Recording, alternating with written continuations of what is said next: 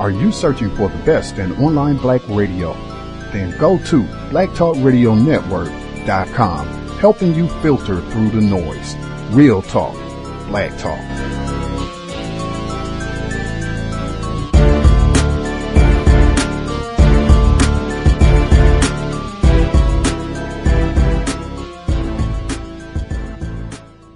The internet is full of half-truths and all-out lies. We've all seen them, and many people on social media complaining about it. Here's your chance to show and prove. WorldAfropedia.com is a black-owned and operated encyclopedia. There are several thousand articles, but we need help. We can't uncover all the truth ourselves. So please, join us and become a writer, editor, or blogger for WorldAfropedia.com today. Every little bit counts. We owe it to the future generations to put the truth out there. Visit WorldAfropedia.com, the African-centered encyclopedia, a global database of African knowledge for the purpose of bringing about global African wisdom and understanding. WorldAfropedia.com.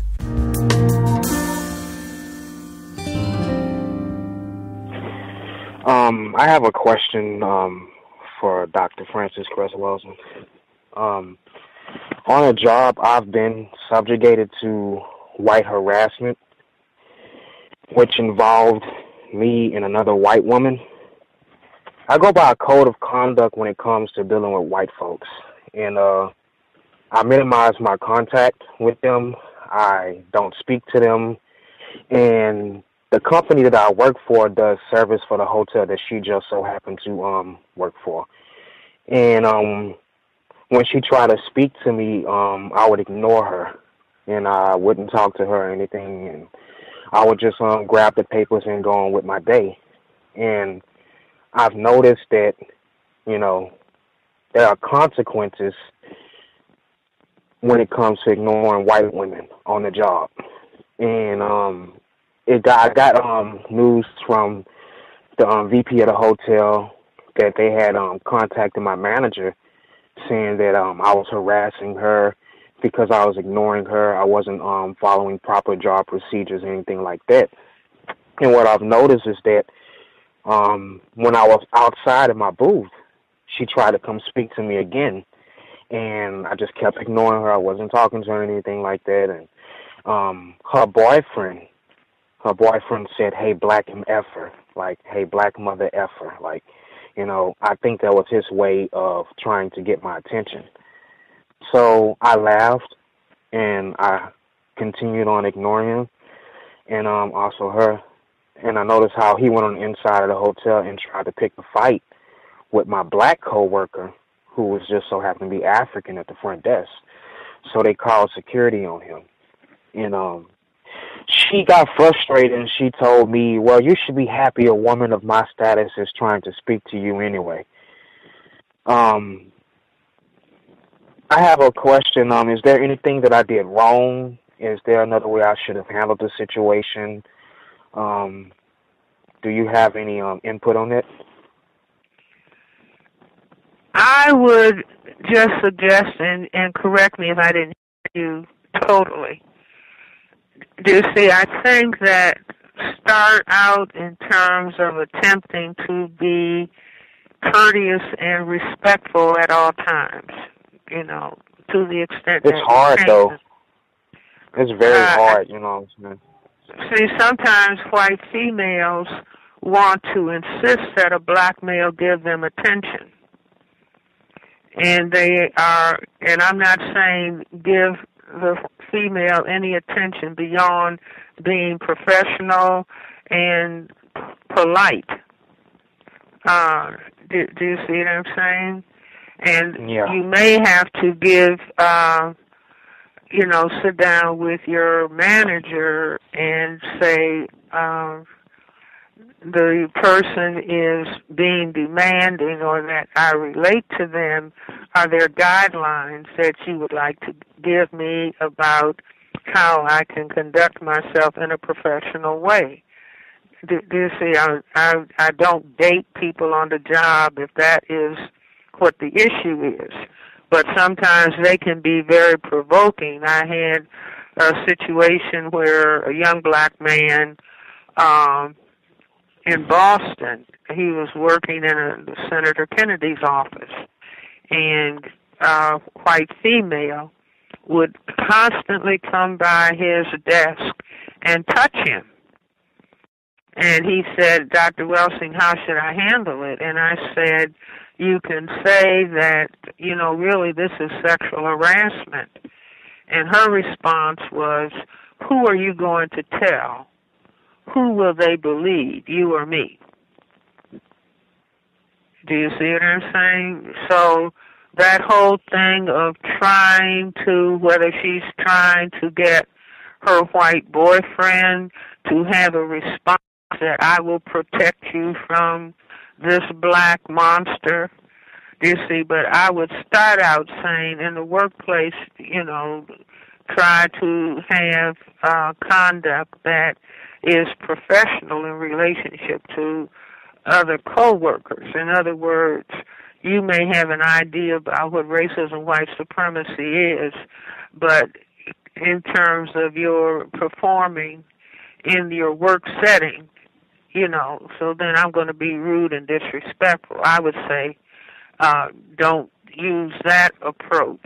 If you can, be polite and courteous, but that doesn't mean, laughing and grinning and, well, don't you date? Don't, a number of black males have said, white females have said to them, oh, you're not interested in white females?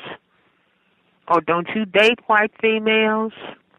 Do you see where the person is honest and they might answer, no, I do not. Thank you very much. No, I do not.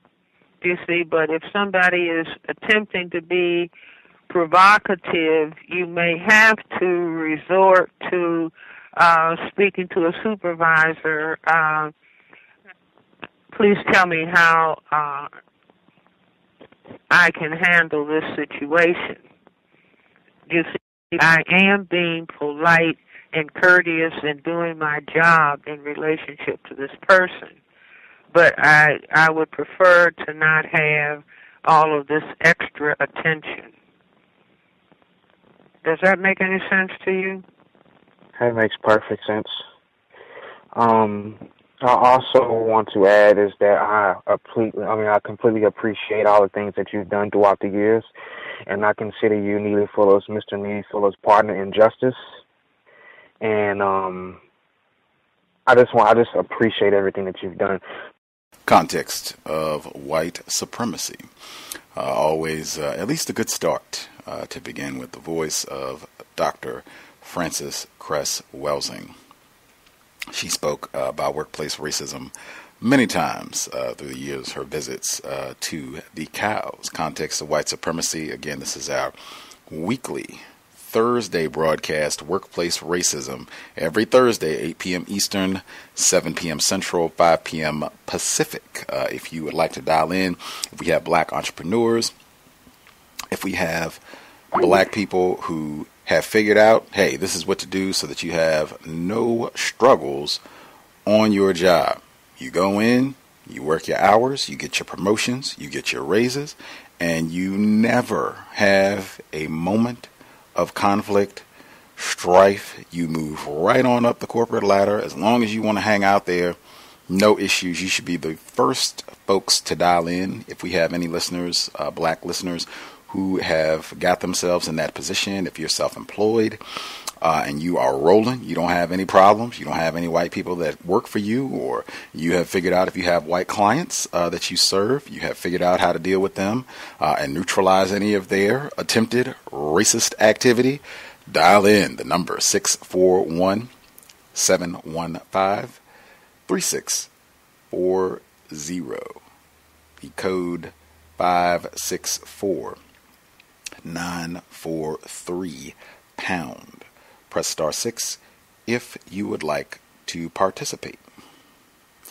Number again, 641-715-3640. The code 564-943#.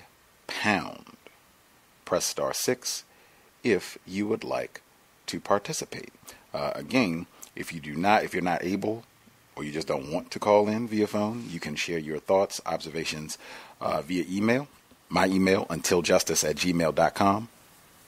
untiljustice@gmail.com. If you drop me an email, we can read if you have a situation that you want to share and get feedback from listeners. If you have commentary on any of the things that are shared over the course of the broadcast, just whatever you would like to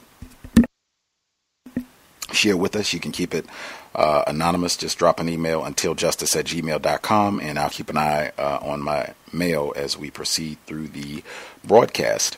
Again, I want to encourage folks, this is not a spectator broadcast. This is not something where you just wait for Thursday. Now it's warm. I can, kick back, go sit outside on the porch every Thursday and look forward to hearing the black people and whatever miseries they are going through on their job, and just kick my feet up and maybe listen while I'm enjoying my evening supper. That is not what this is designed for at all. Black people, Dr. Welsing used to say this regularly. Black people, it should be impossible to get 5 black people together where you cannot have a lengthy, hours-long conversation about how those 5 black people are experiencing white supremacy racism on their job. I think it's very important reflecting, reviewing your work history, maybe looking back at incidents that happened previously when you were more confused about racism, white supremacy, and now with a better understanding, you can look back and kind of see how racism was being practiced against you or how racism was involved in a particular situation. I think that's helpful. We certainly have younger listeners who do not have extensive work histories. I know they and others appreciate being able to hear about different situations. It kind of helps us be on the lookout to know what type of things that we should prepare for, plan for, that we can expect from racists. And I also think it's just very helpful to be able to see some of the similar patterns in terms of the same types of things that racists carry out in workplace settings. Very, very important. I hope folks benefit from the sharing.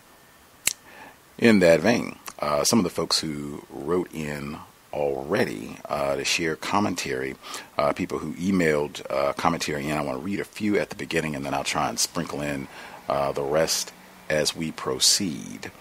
So number 1, person wrote in.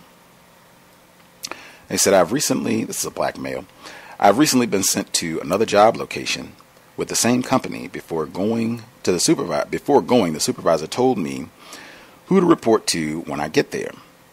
By his last name, it appears that he is a non-white Hispanic male. So when I arrived at the job, the non-white Hispanic male asked me how the racist supervisor was. I responded, last that I saw him, he was in good health. The non-white Hispanic male gave me a strange smirk and walked away. From some of the previous programs on workplace racism and my own experience with Hispanics, they often try to identify as white. I believe he asked me that question to see if I will gossip about the other supervisor. I noticed that the very same pattern of questions comes from other suspected racists on previous jobs. Second incident. While on this job, there's a suspected racist that appears to be in his mid-60s, and for the last week he just stares at me and doesn't speak much, but he just stares. So I made it my duty to watch him very closely.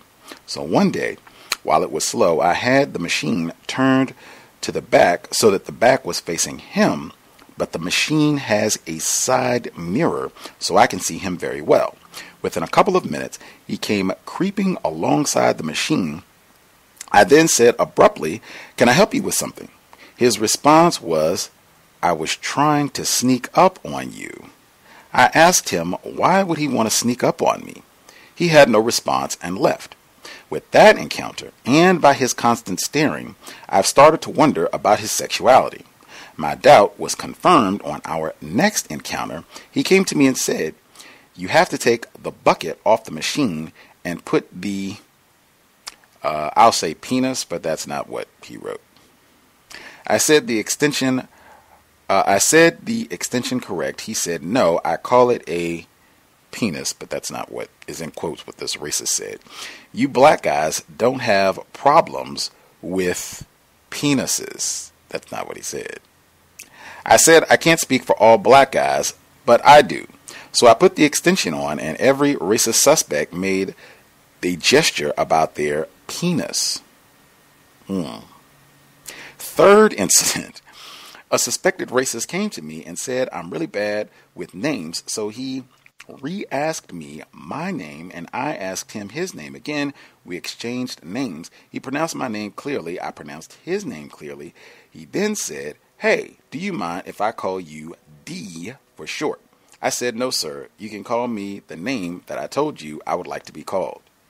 If any have suggestions, or if you felt I handled these situations correctly, any information would be greatly appreciated." I'd say number one, I think we talked about this name thing repeatedly. Standard operating procedure, racists not respecting titles of black people. So either they mispronounce your name, or they make up all these little nicknames and what have you. A lot of times they have secret little racist jokes where they're calling you D, and you think that's, maybe short for your name or whatever it is. And they're saying D is for dick, that's the black, or whatever else, it is. That's just how racists get down. So I am a huge advocate, and I think it's an exercise in black self-respect when you're on jobs. I don't do nickname. I don't call anybody here, black people or white people. I don't call them any nicknames or make up any little funny little sayings or slogans that I'm just going to call this person every now and then. I call everybody here by their title, Mrs., Miss, Mr. in most cases. I know some people are in those, jobs where they want people on a first name basis. That's fine too. But just call people what they want to be called, and I expect the same in return. I think that's great, and I know we've had other people who've said that they do that every time, and you can do it courteously. You don't have to curse and do all that, but just, I'd appreciate it if you would call me by my name every time. I'm just not into nicknames and things. I've seen where that can get really out of control in workplace environments, so I'd appreciate if you call me by my name every time. Thank you kindly.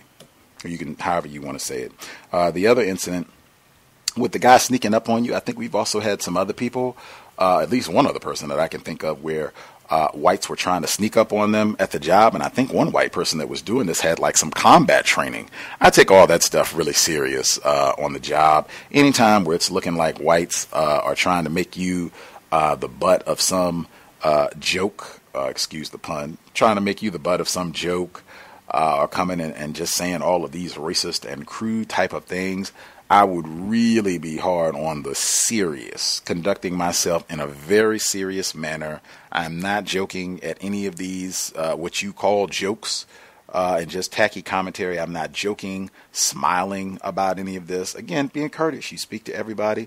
Morning, Bob. Morning, Ted.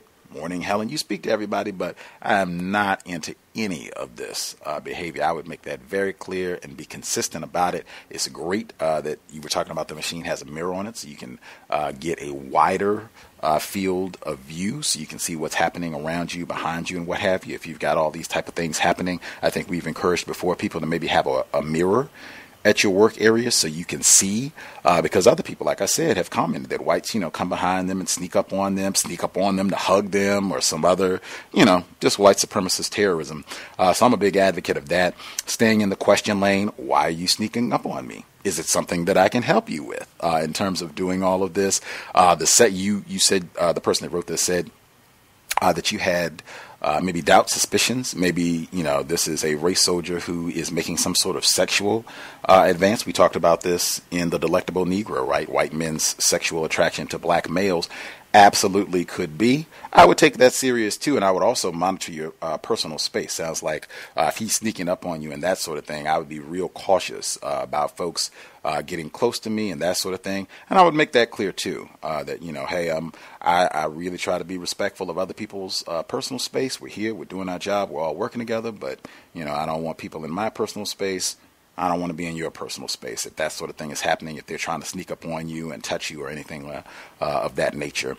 This person did ask if folks have suggestions or comments for these three different I guess, scenarios or situations. I always ascertain. I know the first incident you were talking about, the so-called Hispanic person and snitching. I think that is absolutely true. They will try to see if you will gossip or talk bad about someone else on the job, and then see if they can use that to brand you as being, oh, this person is disruptive and they're around here trashing our team members and we're a family and you're around here waiting until they turn around and then say something.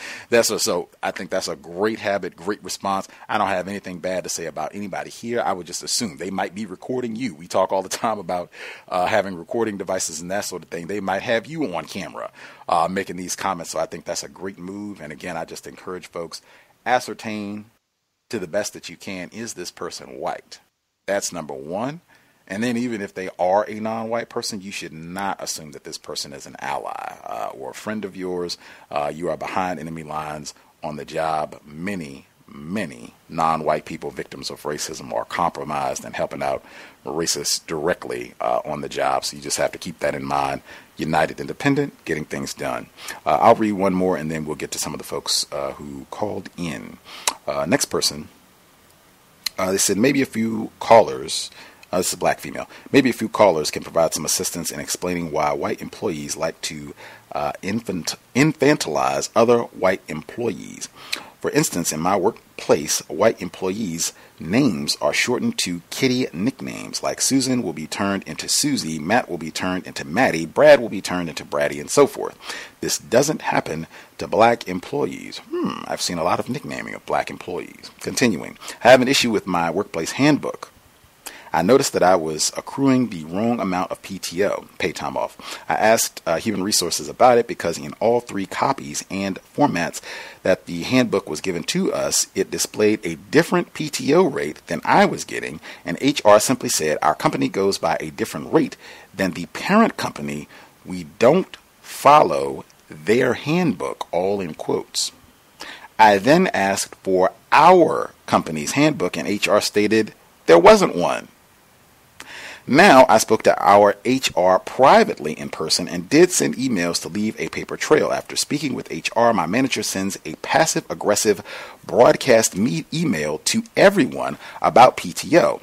I thought it was against the rules for HR to discuss private matters with other employees, as I did read the handbook, with which, come to find out, only applies to things that HR feels at the moment.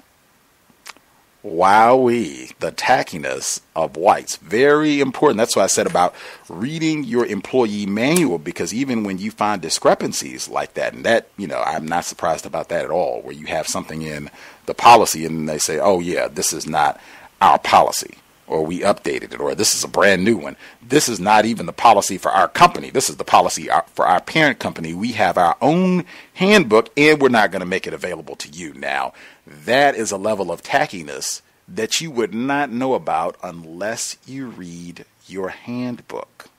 That's what very, very important. Now that you know how deep all of this goes, now you can make a better assessment of the situation and what you want to do moving forward. I think it's great. You said the person that wrote this, she said she was able to send emails with folks, so you have some an electronic paper trail in terms of what people said, if they responded, if they didn't respond, dates, times, all of that. Great for all of this moving forward. Them not giving you a handbook, I would have a question about that, and that might even be one on an email. So are you telling me that it's not possible for me to get a copy of the actual handbook with all of the pertinent information about my job responsibilities? That might be one that I'd want to send via email, however you want to phrase it, the best way to put the question together. But that might be one that would be great to have, to get somebody saying, no, it's not possible for us to give you the accurate handbook with all the pertinent information you need so that you know correctly you can assess your PTO and any other info that you might need to do your job correctly. And I think, I think we talked about this maybe once or twice before. I know Human Resources, we talked about that, and even some of the listeners work in Human Resources. Man, I would assume, whether it's Human Resources, if it's a custodian, if they work for that company, I would just assume whatever you say, like I said earlier, that you're being recorded, that they've got a video recording device in their hat or their glasses or their contact lenses or their belt buckle or all of the above, or a recording device on their watch or their pen, and or they're going to take verbatim notes and hand them out to every single employee in the company. That's what I would assume every time you are at work and you open your mouth about anything, that nothing you say is going to be privileged, private, confidential information. I know Forbes, they have a section that's just on workplace, and they were talking about this, and they said the same thing. Any conversation you have, even if you're leaving, even if you're quitting, you hit the lottery and you got $5 billion and I'm quitting. I put in my 2 weeks notice and I'm out of here. They do your exit. And even that, I would assume, they're going to share that information, especially if you're a black person. So definitely, I would just have that in mind. Whatever the situation is, that white people, I think I've said that for years, white people network. And one of the primary things that white people talk about is their niggers. So I'm sure immediately, whoever it was at HR, let's go in and posse up with all the other whites. This nigger had the audacity to come in here and trying to get some extra nickels out of us. Now let's get this together and boom, boom, boom. And they just go to work and get things done. Other people wrote in with commentary. I'll read those as we go. If folks have commentary, because the first two people, they did ask if listeners, if you have suggestions, ideas about how to deal with these situations that were mentioned, definitely dial in, share. If you have your own situation that you want to comment on, that's great as well. The number again, 641-715-3640, code 564943 pound. Press *6 if you would like to participate. Folks who dialed in with a hand up, if you would like to comment on what you've heard, or if you have your own incident you would like to discuss, lines should be open. Feel free to chime in.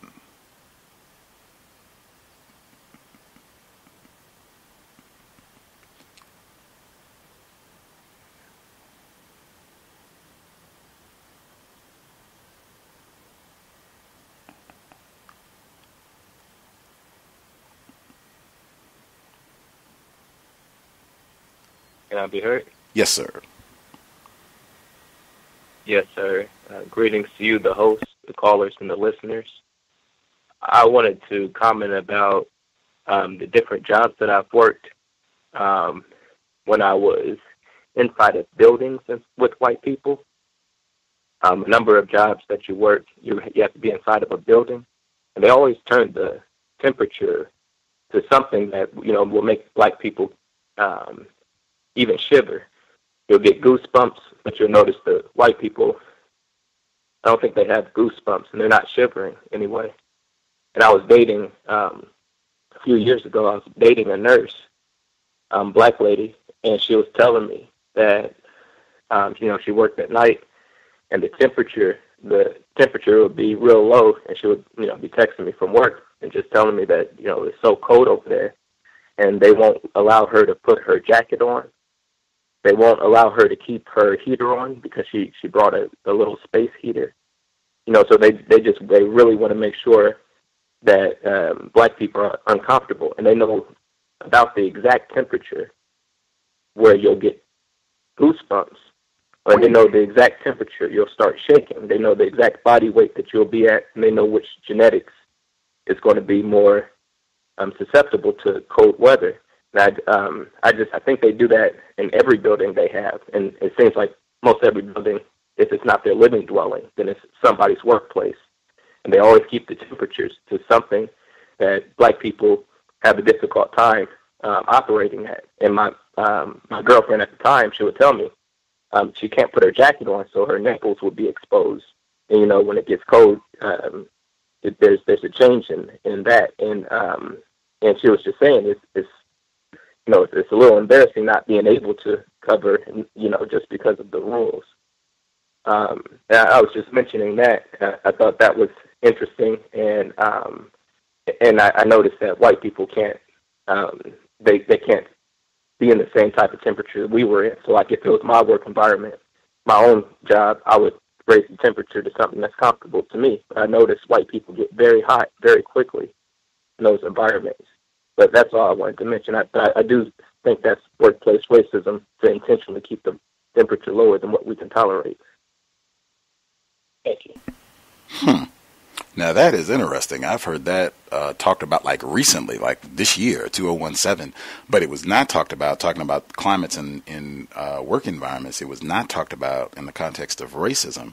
It was talked about in the context of the discomfort that white women face on the job, and saying that the temperature, the thermostat is normally set at something so that white males who are wearing thick suits so that they can be comfortable, particularly in the summertime, as opposed to white women who would be wearing something lighter, especially in the summertime, where they'll be exactly what you said, shivering, freezing cold, and nobody care. And then, like you said, to even add on, to have regulations where you're not allowed to have a space heater or a jacket, like that's a new one. I've never heard of policy at a work environment where you can't have a jacket on in a cold environment. I don't know. I would have to at least ask about a sweater or something. A sweater is not quite the same as a jacket. I don't think I've ever been in a work environment where you couldn't have something to keep your body warm at some level. I don't know what harm a jacket is doing. But yeah, I think is absolutely true. I think racists do as much as they can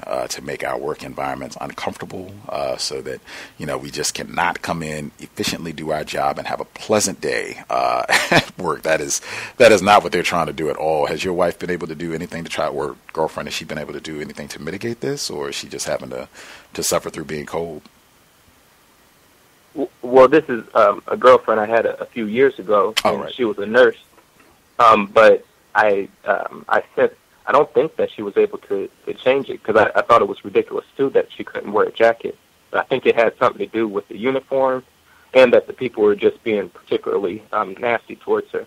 But no, I don't know that she's done anything to mitigate that. Wow. Yeah, that is a brand new one. I've never heard of racists being that brutal in a workplace environment, to just force people to be cold while they're, for whatever their shift is going to be. But if folks have, if other people have had to deal with that or have suggestions around that, that would be great as well. Some of the definitely appreciate you sharing, sir. If other people, if you either have comments on what you've heard thus far, suggestions, if you want to share your own situation, lines should be open. Feel free. Have you heard? Yes, sir. Awesome. This is Ken Steele, and I'm reporting in from Los Angeles proper. And I just want to say that to the previous caller, I can concur. I've been in work environments that have been deliberately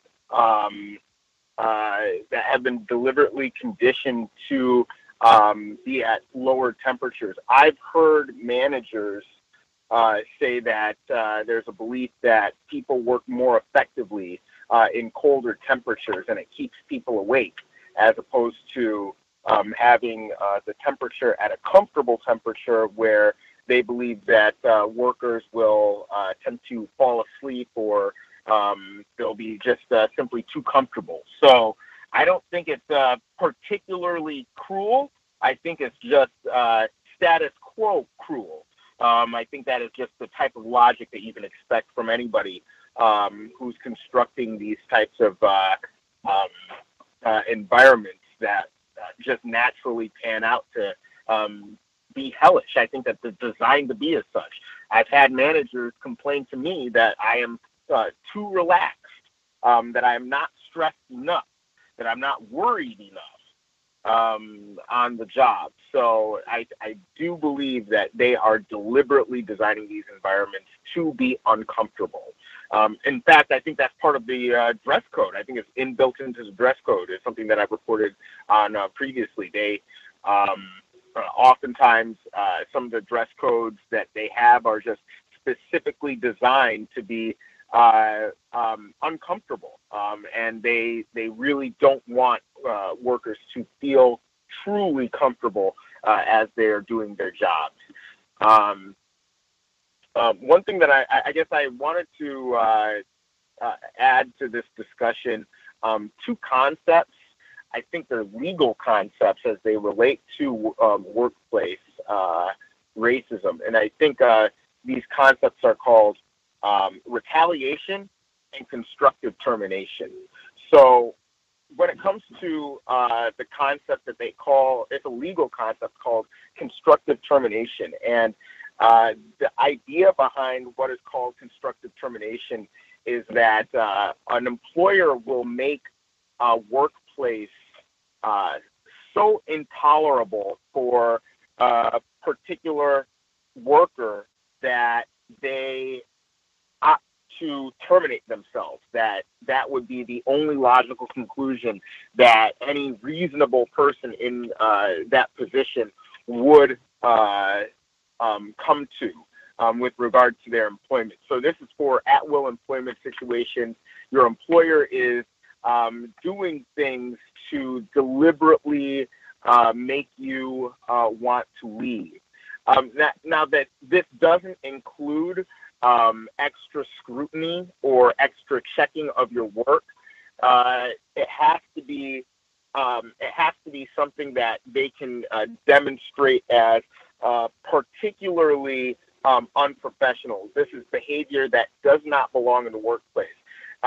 This can be in the form of yelling, profane language, physical threats, anything basically that is behavior that you would deem inappropriate, you would find to be offensive, that isn't in the realm of, hey, we're, checking your work, or hey, we, want you to do extra work.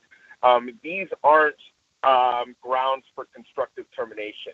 It's just that they are truly working to make your workplace intolerable to what they call a reasonable person. Now, again, this is all up to the discretion of the person that's being affected by this behavior, and it's and any officiating bodies that are determining that this was the cause for termination. But this is counted under the grounds of wrongful termination. And now retaliation. Now, retaliation is, I don't have the specific definition here, but the basic concept behind retaliation, the basic spirit of the concept, is that if you are making complaints to your employer about conduct that is taking place on the job, or about anything really, if you make, any sort of inquiries to HR and they turn around and terminate you, that can be grounds for a wrongful termination suit under the grounds of retaliation. Now, one thing about retaliation that's important to note is that there is what they call temporal stipulations associated with wrongful termination, with retaliation. You can't say, for instance, I reported this incident XYZ is going on, and then 6 months later they terminate you. You can't say, see, this was termination or this was retaliation. No, there's just simply too much time. In fact, most jurisdictions that I've been informed place a restriction of, I believe it's 30 days before they can go ahead and say this is retaliation. And then 90 days is the longest that they're going to look at it as some sort of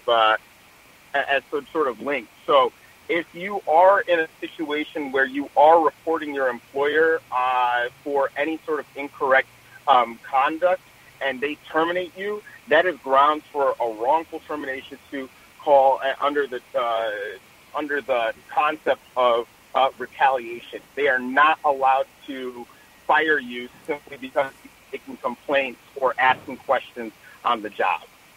Thank you. Appreciate that, Mr. Steele. Definitely, there's lots of information about that, because that, at least the retaliation portion, that's something that you'll see white people speak about on a regular basis, and making sure that you're informed about that. I think one of the clips that I played a few weeks back where it was white women, but they were talking about the same thing in terms of just being very informed locally, looking at the laws and what have you about your rights as a worker in terms of retaliation. If you report, and it doesn't even have to be about racism, you can just make a report of wrongdoing. I think we had some listeners before who reported just they were violating their own policy with things that they were doing on the job, and they spoke up and said something about it, and they were fearful that whites were going to retaliate. I think we even had some listeners where that did happen, where they retaliated against them again. It wasn't because they said something about racism. It was just because they said, hey, this is the policy as it stated, and we're not doing that. We should try and follow our own rules. So I would encourage folks to be very informed about that, and even still within the system of racism, white supremacy, expect any level of tackiness, incorrect behavior from white folks. Other folks that we've not heard from, if you have commentary on the scenarios that have been presented thus far, or if you have your own situation, feel free. Can I be heard? Yes, sir. Retired firefighter in Florida. Good to hear from you. Greetings, everyone. Emphatically, yes. When it comes to white people turning down the temperature in your workplace, fire department, you're there for 24 hours. It's even a sleeping quarters, and especially in that particular environment. Granted, that depends on what station you're at, and also on what type of day you have, and on whether or not you're going to be able to sleep anyway. But nevertheless, there is a lot of places that I've been to over the 20 some odd years that I was on, where the sleeping quarters is like a meat locker. You could hang meat in the doggone place. It's so cold.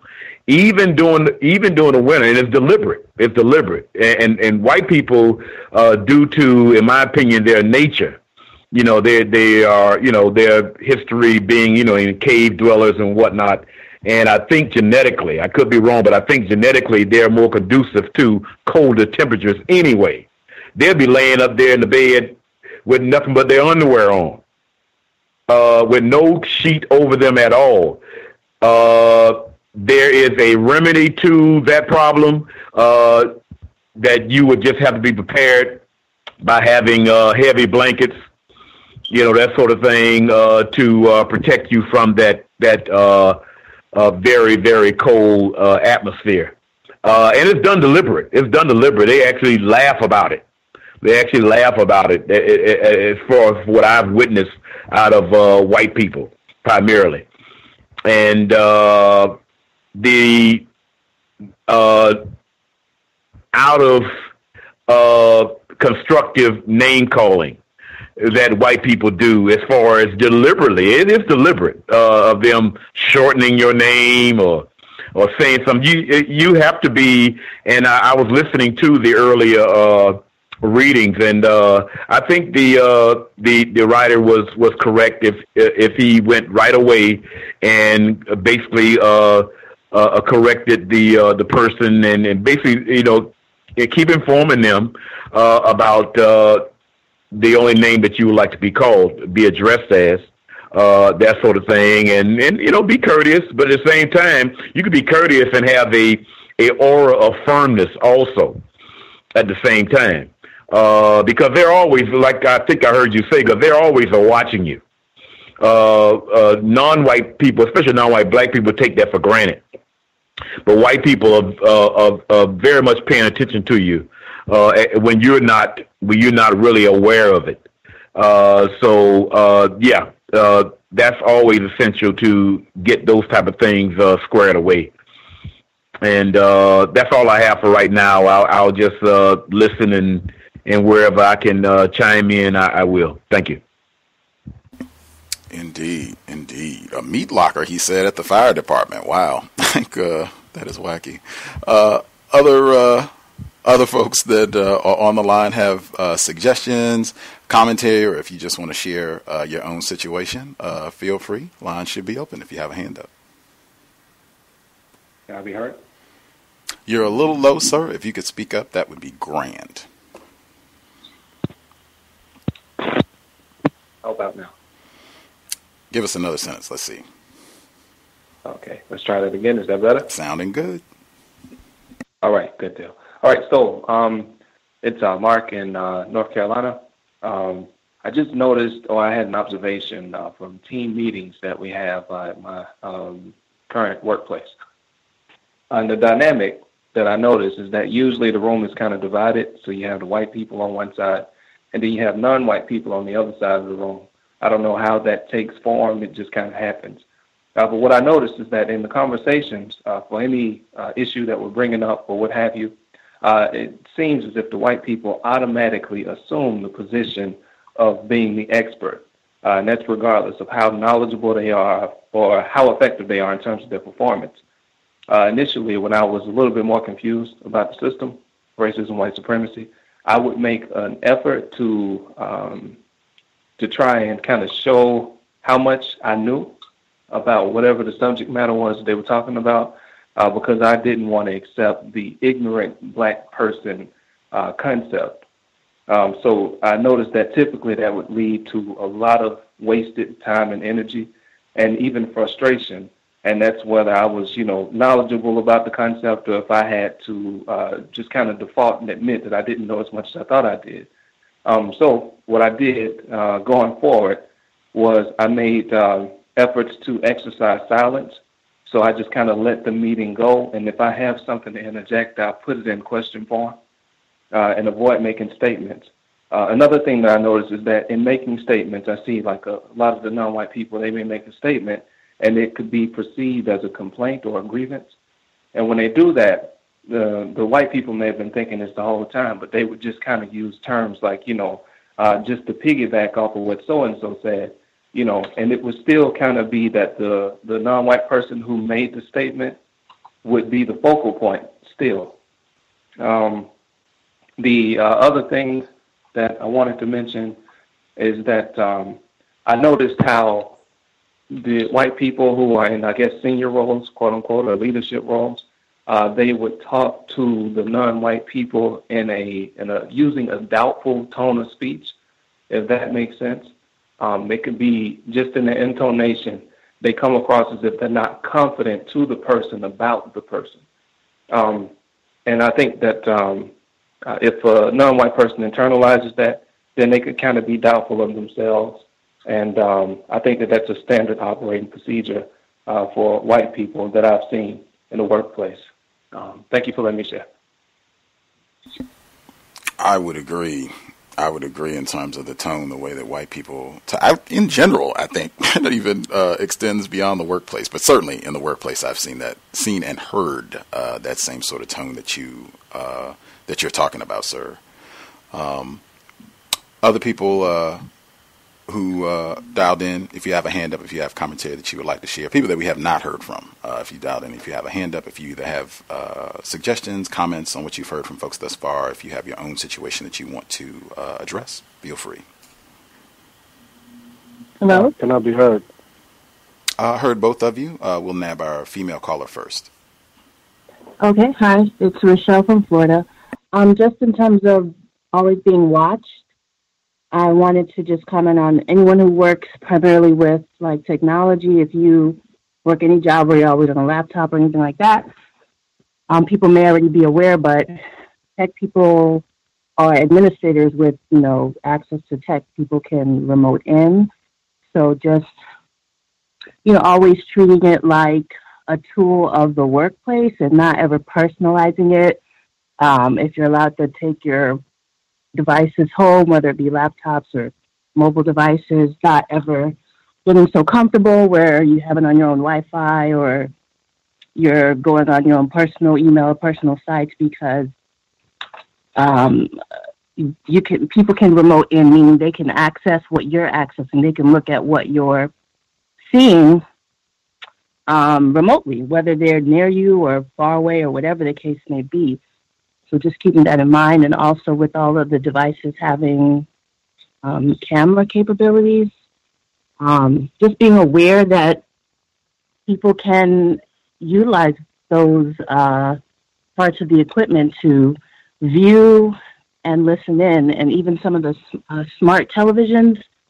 There was recently something about, I believe specifically Samsung smart televisions, where it was brought to the fore that those televisions in particular have had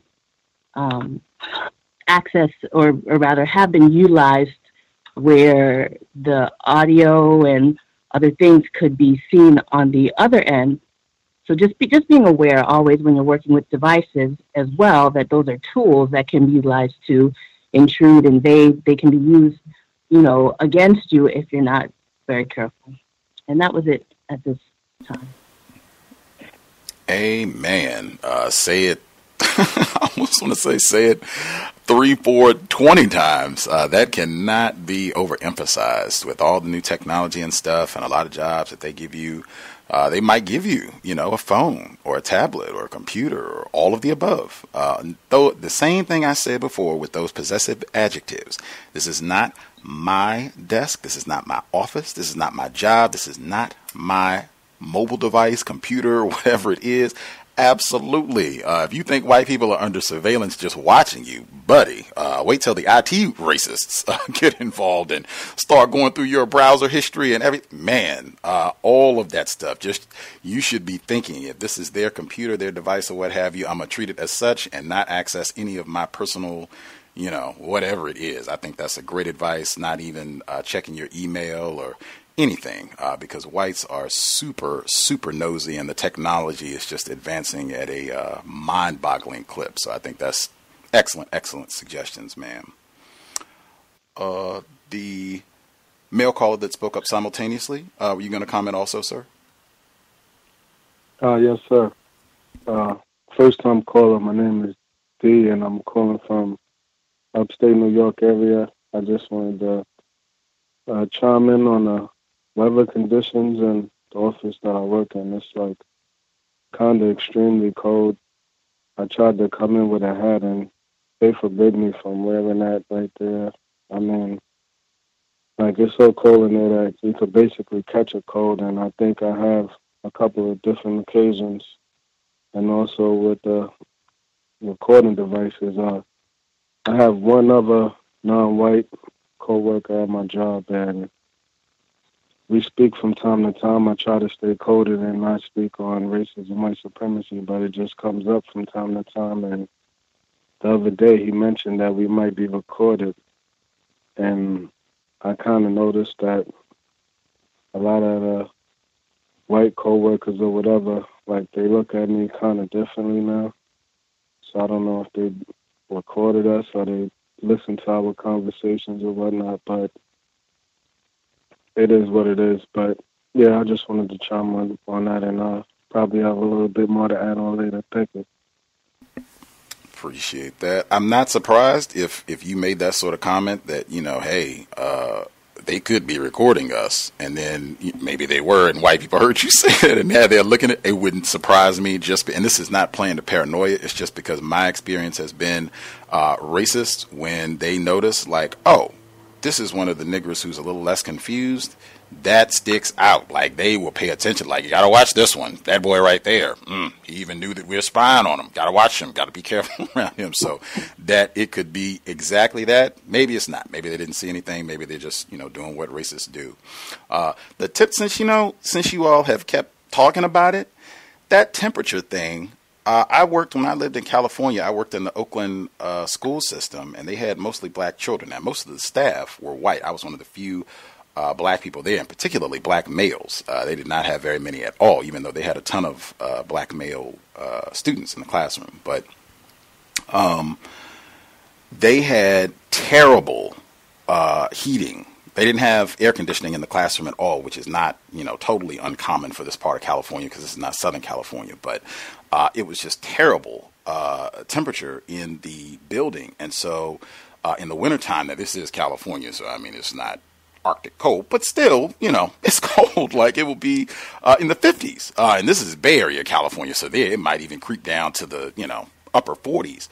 It would be cold enough that it would be chilly. If you had heat in the room, you would turn it on. Frequently, we weren't able to turn it on. So I remember us being in there shivering. Like, I literally remember taking, like, my jacket, wearing the children's jacket one day because it was so cold. And they changed the rules. I used to wear I had like a winter hat on my head because my ears would get cold. They changed the policy so that you couldn't wear hats in the building. That was part of why I wore a hat, because they had terrible heating in the building. I don't know if they were doing it deliberately. I was super confused about racism. I don't know if it was a building-wide thing or they were just cheap. I remember at the time just thinking that, it was cheap. They just didn't have great budget or whatever the case is. But maybe it was being done deliberately to keep the children and, staff cold. But I do remember that now that you all have brought it up. Do we have other folks who chimed in who had commentary, questions, incidents they wanted to share? Can I be heard? Yes, sir. Yes, thank you very much, sir.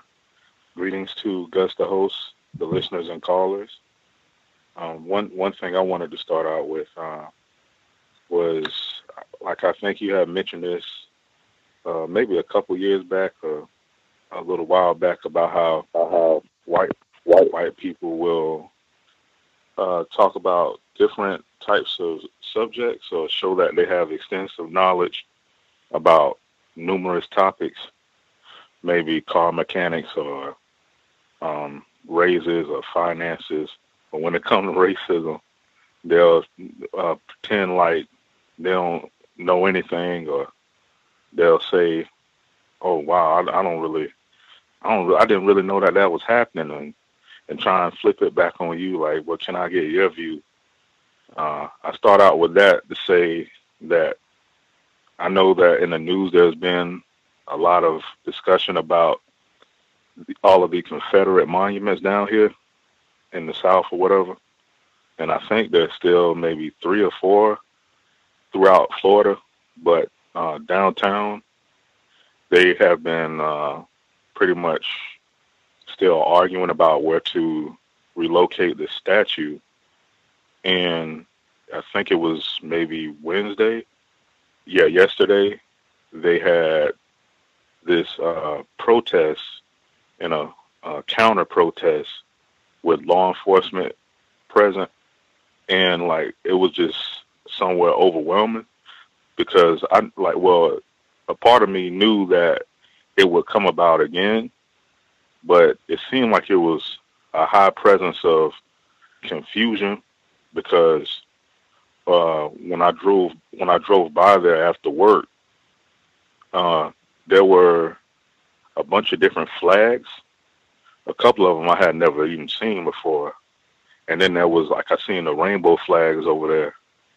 And there were people who I guess were in support of the Confederate monument, about 6 white men. They were standing there and, it was calling each other names, a bunch of tackiness, so a bunch of high energetic emotion. And one lady had a sign says "End White Supremacy." And but it's interesting because I didn't really see too many non-white people. I seen some of them, but the reporter for our local news station, she was going up talking to the people, and the guy says, "Oh, well, we're here because this is a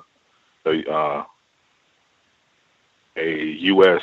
veteran or something like that." That's the term he used. He didn't say the Confederacy. So I think he was using some codification. But, they was courteous to the non-white reporter. But, yeah, they were pretty much calling each other names and stuff. So that was a protest about the Confederate statue in front of my workplace. The next incident was there's a black female who has been undergoing a lot of relocating as far as the workstations.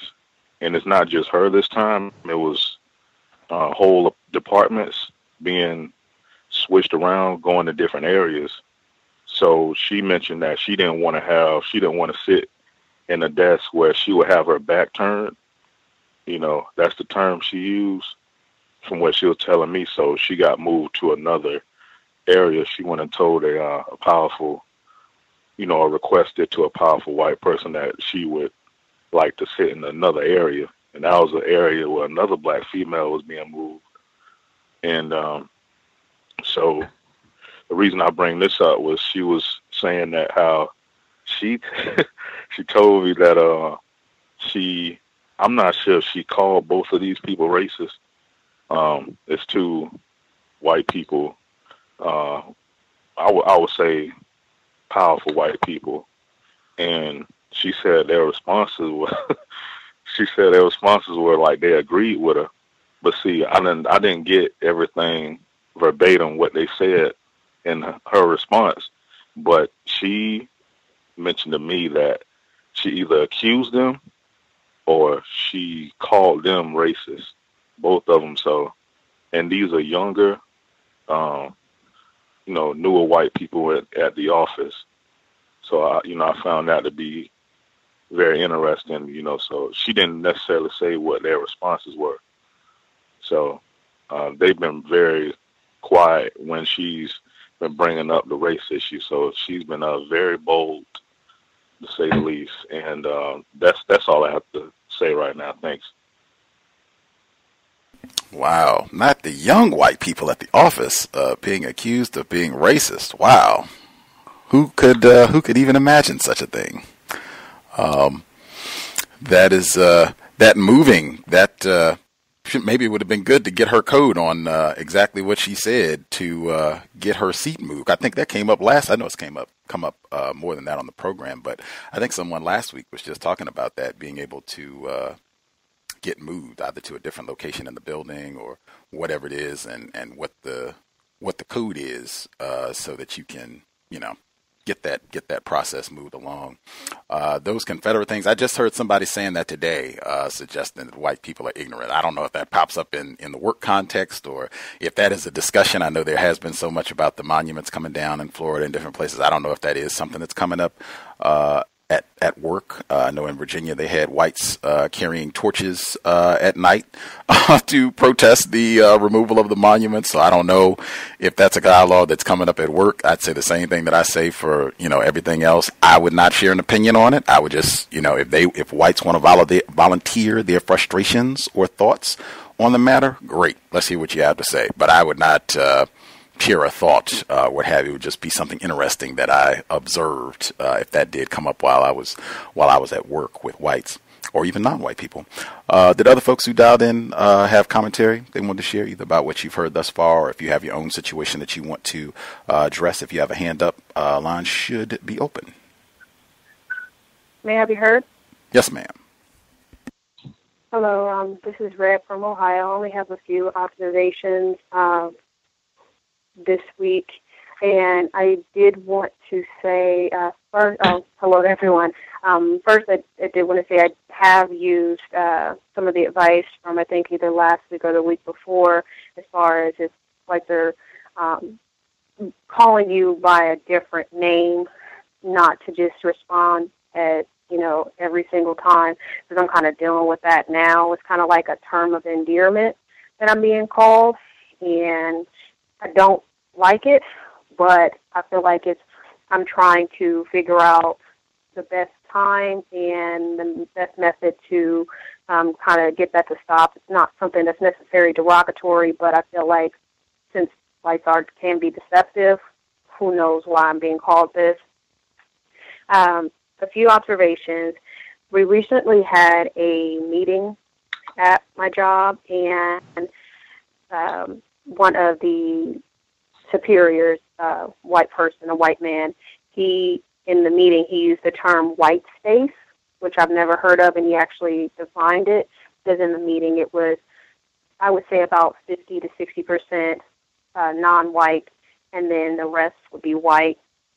But he was referring to it as basically a pool of potential clientele, and in the positive light, because I couldn't understand why you would use how this term even came to be. So basically, if they wanted to get different types of clients or different clients, period, these are the good clients that we would try to pull from. That's how I took it, and he did kind of use words like that to describe that term. There was also a video shown, and just to show how different technologies, like are enhancing the industry, I guess. And there was this video where this black man was using like Siri, and he was using it to pay a bill. And the bill, he was highly melanated, and the bill was, they gave him the balance because he asked for the balance, and then they said, do you want to make a minimum payment or the full balance? And he went ahead and made the minimum payment, which I thought was kind of, I felt like it could have been subliminal, as if, you know, just a way to kind of strike at blacks, like, you know, they're always barely scraping by, or they're always only paying the minimum. The last thing was that the manager, the leader of the meeting, this white man, he had referred to this black male that was in this little video as, you know, he was really smooth when he was talking to Siri, and he's like the Luther Vandross of, I don't know, just communicating with this machine. It's kind of making me think about Black Mirror now that I come to think about it. But I guess that's all I had. Thank you for letting me share. How tacky. Always got to slip the tackiness in the late Luther Vandross. With the name thing, that was where you started. I think just saying it, like if you said it, they weren't calling you something that was necessarily derogatory, but it was a name that you didn't want to be called. It's not what's on your driver's license, not what you want to be called. Like I think we talked about that before. I'm just a big advocate. You can be courteous. It doesn't have to be a big stand or anything, but just, I'd appreciate it if you all could just call me, my name. I'm just not a fan of nicknames. People always give them to me. No offense, just I'd appreciate it if you call me by my name. I think, and every time, that's the thing. I think if you're just consistent about it, where they do it every time, and you don't give them a pass, you can do it with a smile or whatever your personality is. But every time, and if you're consistent with it, generally, it's been my experience, they will go ahead and comply if they see you're serious with it. And I just want to be called by my name. Folks will generally comply in a work setting. Yeah, and with the rest of it, yeah, that's just whites being tacky all the way. The situation, the black person paying the minimum, and all, Luther Vandross, that's just to be expected racist behavior. Did anyone have suggestions for any of the callers that we've heard from, different situations that they're dealing with? If you have your own situation. In fact, I forgot that I had people who wrote in. Let me make sure I'm knocking these down as we go as well. This black female wrote in. She said, I've been listening to the archives of the C.O.W.S broadcast for a few months. My attempted spouse has been a faithful listener of your programs, as well as Mr. Fuller's compensatory concept for years. I've been learning several new and constructive concepts that have been beneficial in helping me to better recognize, understand, and combat racism, white supremacy. Currently, I work in a long-term rehabilitation and nursing facility. Racism is very much alive and thriving in my workplace. Just yesterday, I heard a conversation between a coworker of mine and a non-white patient that resides in the facility. The coworker is a 27-year-old white female who holds a doctorate in physical therapy. The coworker asked the non-white patient what was the first thing she was going to do when she got home. The patient replied, "I'm going to cook for my husband." The racist white coworker then proceeded to ask, "What are you going to cook? Chitlins?" Pig intestines, for people who don't know, this is slave victuals, the way some folks refer to them. I found that very tacky and trashy, but not surprising coming from an individual that practices racism professionally on the job. A couple of weeks prior, I was walking down one of the corridors in the facility. An elderly white woman called out to me as I was passing by. "Hello, weasel." I turned around and I politely told her I was not a weasel.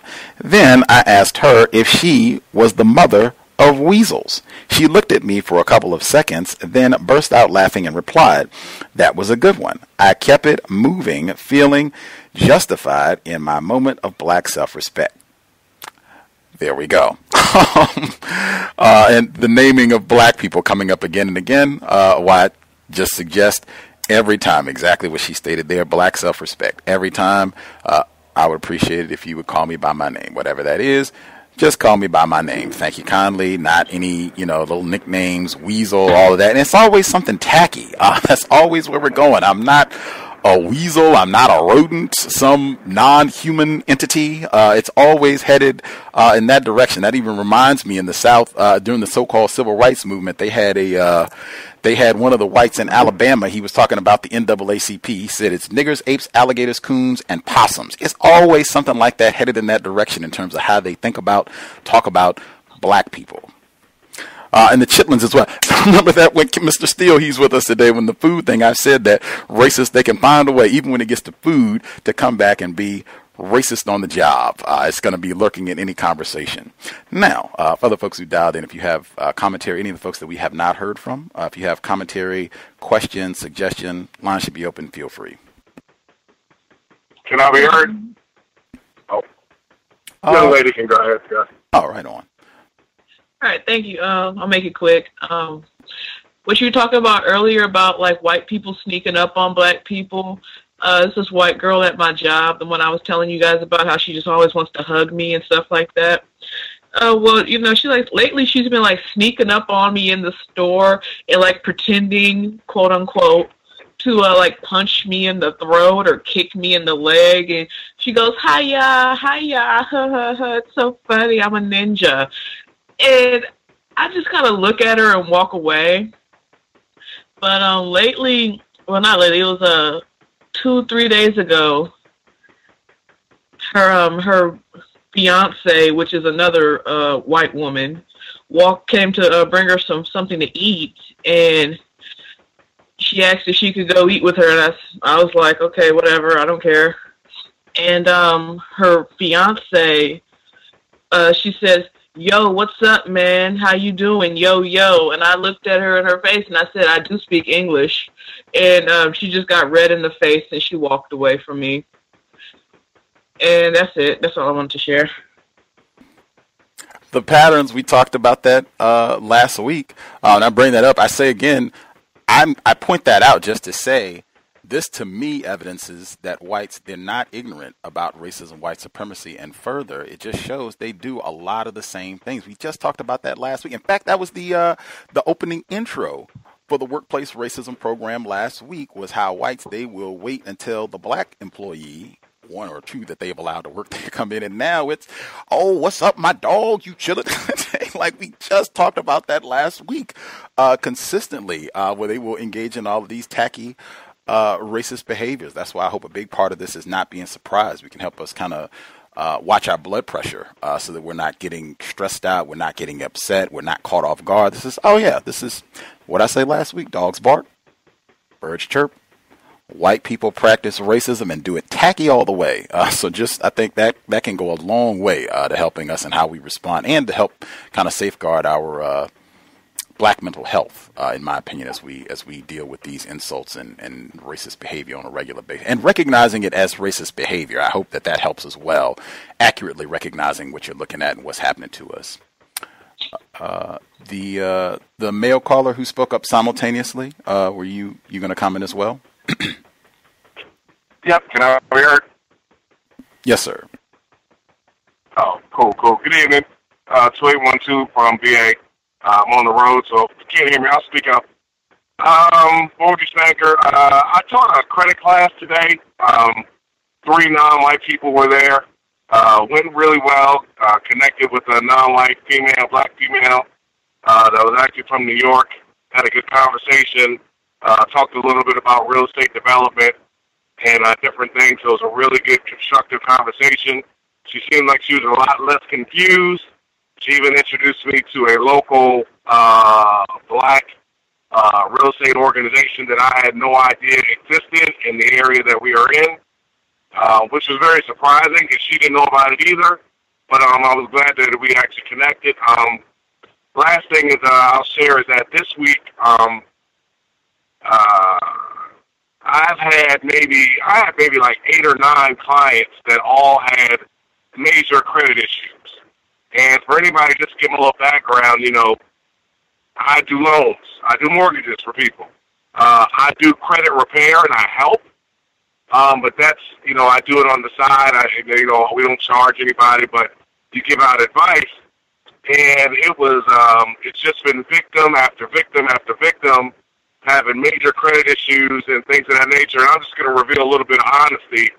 I'd say maybe after the sixth person called me, and they had unfortunate credit circumstances, some anti-blackness did kick in. And I said, man, what is going on? And then I stopped. Because I said the only reason why these victims are in this situation is because racist man, racist woman have created these circumstances to where we try to keep up with them. We're in bad neighborhoods. We don't have the same access. We have to borrow money. And so it's just always good to be honest with yourself. And I did have a moment of anti-blackness. It went away. I was able to help the victims continue to move forward. And I just want to share that because sometimes I do realize, specifically when I was listening to Pam last night, that when you are dealing with a lot of victims and a lot of dysfunction, and specifically if sometimes your job is predicated on helping victims, sometimes it can get frustrated. But, as Mr. Fuller says, justice is, the people who need the most help get the most help. And, unfortunately, because of racism, black people need the most help. So just do your best to try to help as many victims as possible and put them in better situation. That's all I got. Thanks, Gus.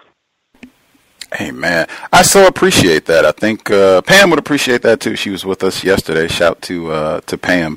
I appreciate that because I think that just being honest, with our situation where we forget how black people ended up in the pitiful condition that we're in. A lot of black people do have bad credit, but white people are most to blame for all, and particularly when you start to get down into the details about how they go hunting for black people for those type of things to ruin us financially with all their different schemes and what have you. Like, oh man, it is amazing. But yeah, that is so important, and I think whites, they get away with that. Us getting frustrated with other black people and not being patient with other black people, and kind of everything about this environment is engineered for us to have that sort of response. So definitely, if you work in some sort of field where you're going to be working with black customers, black patrons, and what have you, that is definitely one thing that you can do. And I think we've had people who've commented on this before where they say, hey, I try as best I can from the weak position that I'm in as a victim of racism to make sure that, in the capacity that I can, I help black people out as much as I can. I'm as courteous with them as I can possibly be in the work environment, and just make sure that I'm monitoring my anti-blackness in that environment. I think that's super important, and all of us just recognizing that because we've all been contaminated. Other folks who dialed in who have a hand up, if we have not heard from you and you have a commentary you want to share, line should be open. Feel free. Hello? Yes, sir. Hey, how are you? This is my name is Keith. I'm in New York. This week, I chose to focus on non-white people when looking at racism. I think generally I keep hearing most people focus on white people, but I heard, brother, he's been on your show before, Mwalamu Barudi, I think his name is. I think that's how you pronounce it, if I'm not mistaken. And he was talking about something they call the zero-sum game, and basically he just said that, white people, being that they're from a cold environment, they're used to war, and they can function in a warlike state. And I noticed that they always have the non-white people on edge, and like with the jitters, and it's like they come through with this, like, with their energy, and then by the time they leave, everybody is stressed out. So I decided to focus on the non-white people and see how they were reacting. And I just noticed that most of the non-white people being real silly, always laughing a lot, always joking and playing, never talking about anything serious, and eavesdropping on white people's conversations, and white people always being serious. I mean, they were talking about how the boss is going to change our lunch break and different things, and I was wondering, they didn't send out a memo about it, so I'm like, how does this white guy know that the owner of the company is planning on making some changes? And I would think, man, white people have a network, and it goes straight from the top to the lowest white person in the company. And, focusing on the non-white people and noticing how silly they are, it just helped me to try to be as serious as possible. My day-to-day has been pretty easy recently, because I'm working with the non-white male who's he's Puerto Rican, but I don't know if I would technically consider him black, even though he is dark skinned. I would say he's a black Puerto Rican, but I don't know if that's how he considers himself. He is less codified. And but I work with him, and then our foreman is black, and then there's another non-white male, and then there's the two white foremans on the job site. So I mean, they're at the top because white supremacy, but it just makes it easy. And I always try to go out of my way to make sure that I'm doing the correct things. So that the black foreman, I always tell him, like, if you need anything, let me know. Anything you need, let me know. So he's always like, he seems to be under less stress, being that we're completing our task, and he's able to take a step back and relax a little bit. But I mean, they stressed him out. He already quit twice, and when he quit, they told him he was sensitive. Instead of helping him out, they told him that, oh, the guys don't respect you. You're being sensitive. So I just knew. I was like, you know what? They intend to put you in a stressful environment, so you want to quit. But I've taken the position, I don't care. If they want to fire me, go ahead. I'll just go to another company. And, I'm in a union. They got like 70 companies. If I could make one company a year for the next 20 years, I think that I'll maintain. I think I'd be all right. So, and then plus side work. So, I'm not really looking at dedicating myself to one company in particular. But I mean, that's my position on it on this particular day. That's it for now. Context of white supremacy. Fascinating. Sensitive. That is a common one where black people, we're just sensitive. If racism, white supremacy is an issue, we're being terrorized, and we make a report. Hey, I'm being abused here. I'm being oh, my God, you're so sensitive. Do that. Oh, that's why I encourage people to not say black people cried racism, because it's in the same vein. They're just treating you like you're some little child, and your feelings just get hurt if we should tell a nigger joke or anything like that, and you're just so sensitive. You're just like a little child. It's the same mentality, same racist thought process. But yeah, I'm not surprised about that at all. In terms of what we deal with in the work environment. Did other folks, I guess, either have suggestions, comments on what we've heard thus far? We did have some people who asked for suggestions on how to deal with some of the different scenarios that we're going through, and we had people who wrote in as well. Anybody that we missed, anybody who has a hand up that we've not heard from at all?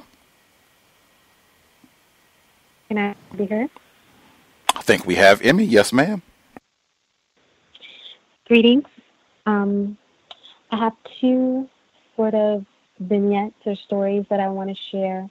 The first is I work as a concierge in a residential property in the DMV area, the Sedity part of the DMV area. I do the overnight. And there's a particular racist who works there, or he doesn't work there, he lives there. And he and I have had a couple of interactions. And I think we established that I'm not the one. Now, it's a 24-hour position, so I'm not the only one that works there. So there's other non-white, specifically black females, who work other shifts.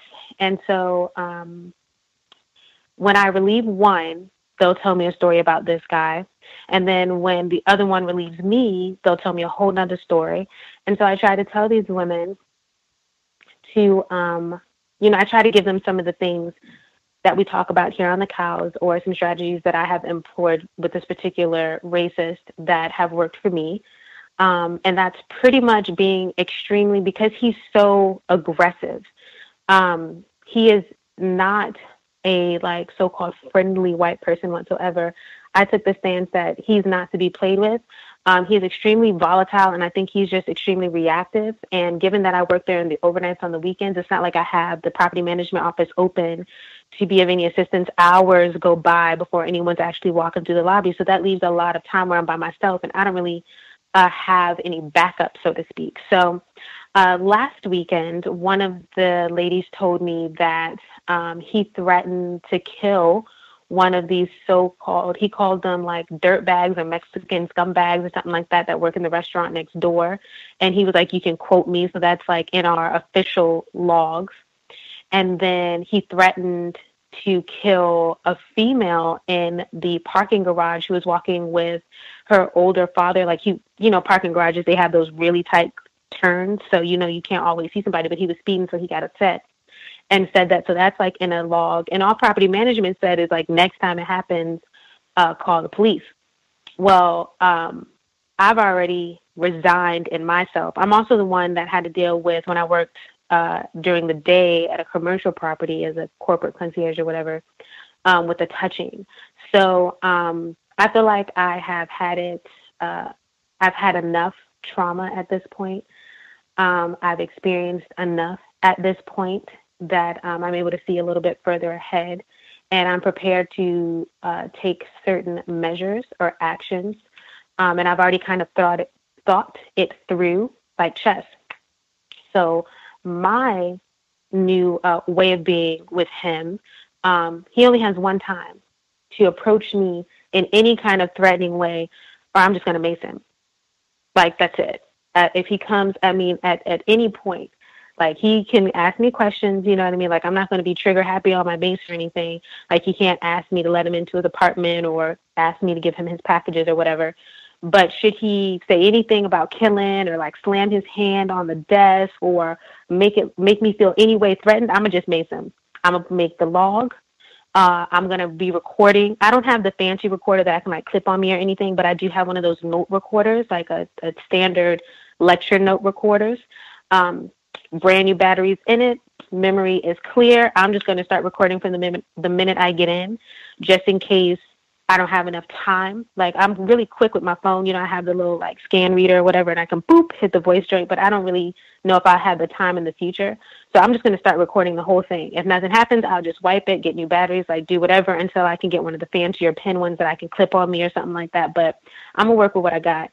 And he has one time. Now, I've already thought it through. So like, if I'm unable to keep my job, so be it. You know what I'm saying? But I've already I don't want to continue to feel the way that I'm feeling when he walks past the desk, and I'm not going to allow anybody to make me feel that level of threatened. Like, I don't think that and property management has already made it clear that they are not going to be proactive in the situation on my behalf.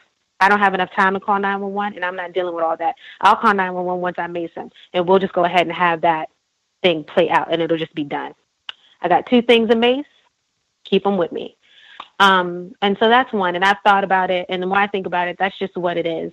I don't think that I should have to be in an environment where it's acceptable for anybody to be threatening people's lives, and all I'm supposed to do is write notes.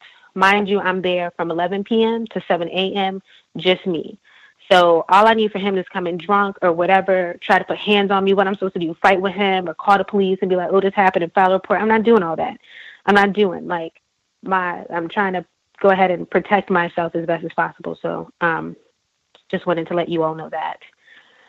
I'm also the female who dropped down to this position so she could go to school. So the other workplace environment that I consider is school. And so I'm in summer session now. This is the first week of summer session. And I've also been practicing diligently a couple of things.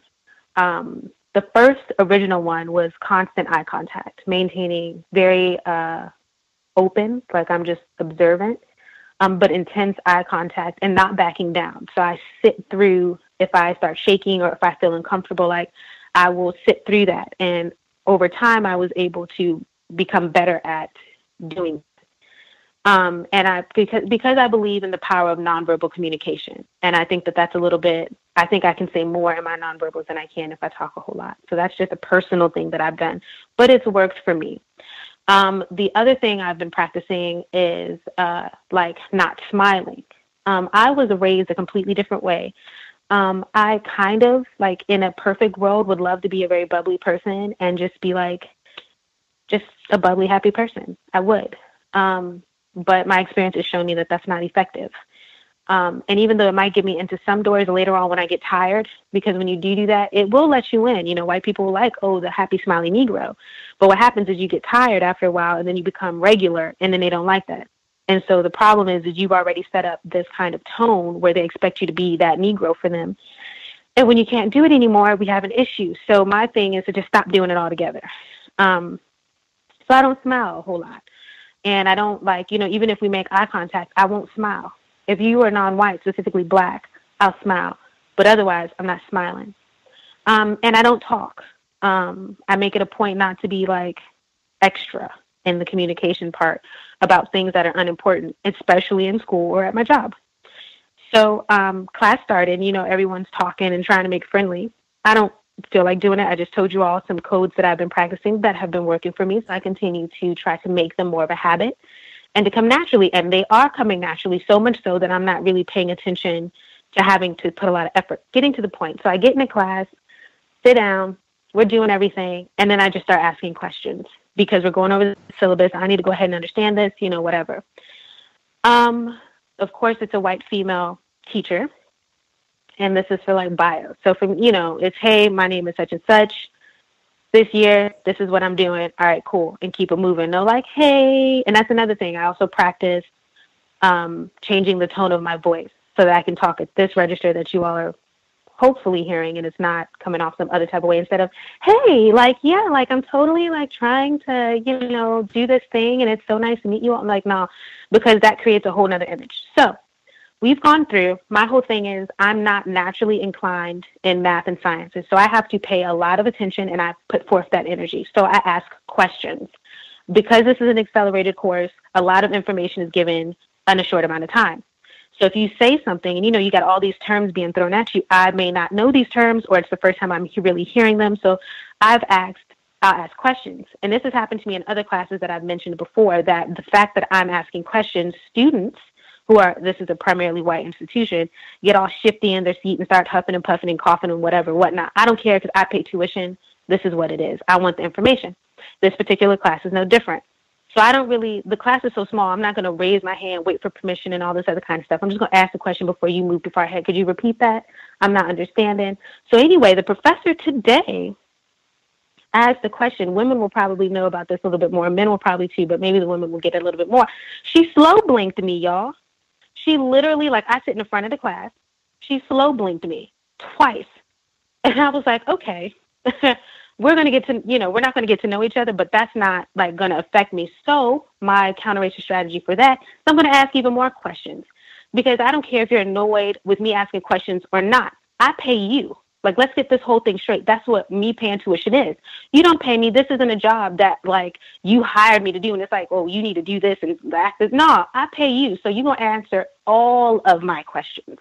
I don't care how many times you have to repeat it. And that's just what it's going to be. And I resigned on that today because I'm not, like I said, nonverbal communication is far more important to me than verbal communication. So she looked like she wanted to be annoyed because I was asking her questions. I don't care. That's your job.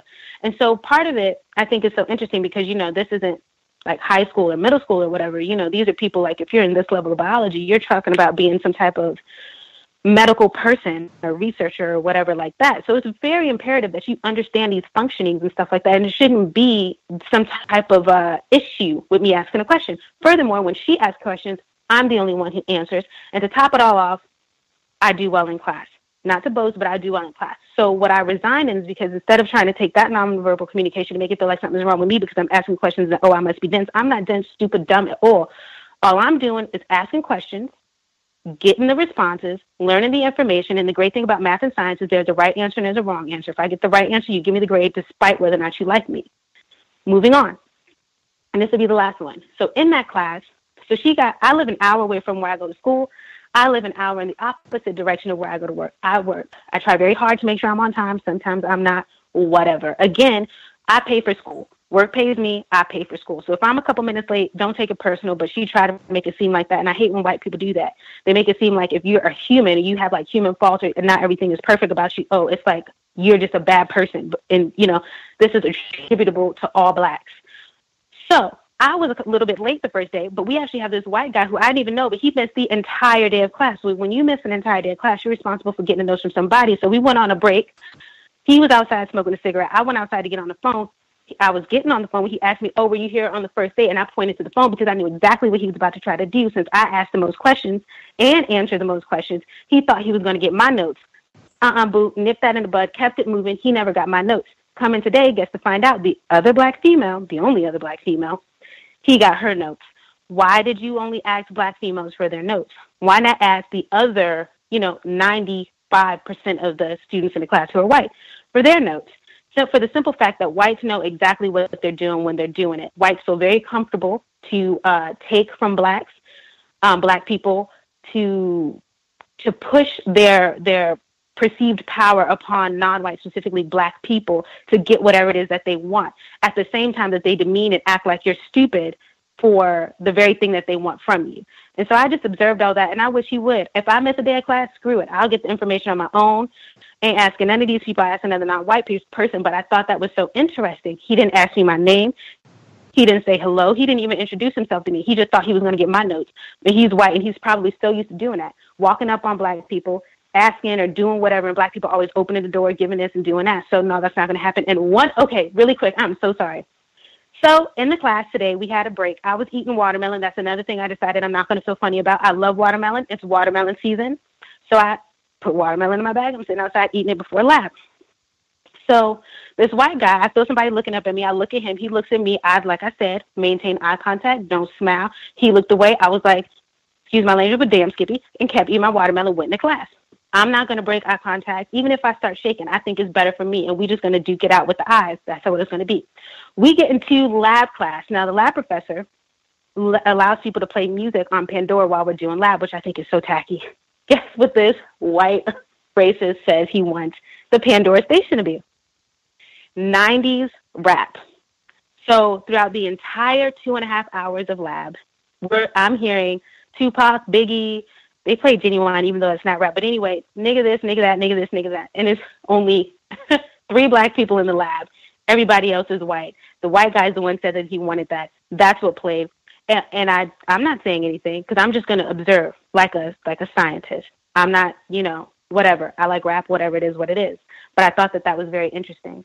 So I guess if anyone wants to comment, that's cool. But those are just some of the things that I'm practicing and some of the things that have worked for me. So thank you all for listening.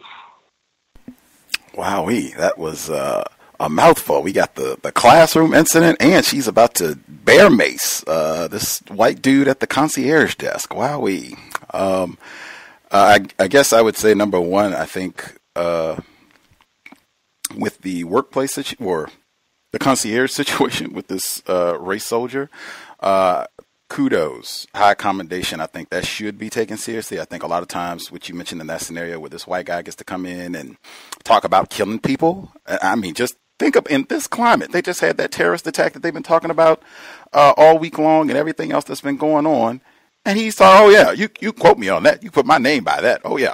It's May 23rd, 2017. I'm going to kill these Mexicans if they do such and such. And imagine that. A black person coming in and saying that they're going to kill some white people because they don't like what they're doing or they don't like having the access and being able to behave in that sort of belligerent, threatening way on a regular basis, and to have that be tolerated.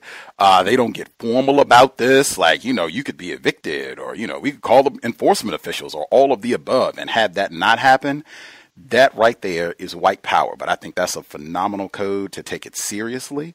The first time that you feel intimidated, threatened, whatever it is, this has been logged. He's been making violent threats, and I'm not going to tolerate it at all. I'm a female. I'm in a vulnerable position. My mace will be at the ready. Act a fool if you want. That is outstanding counter-racist code.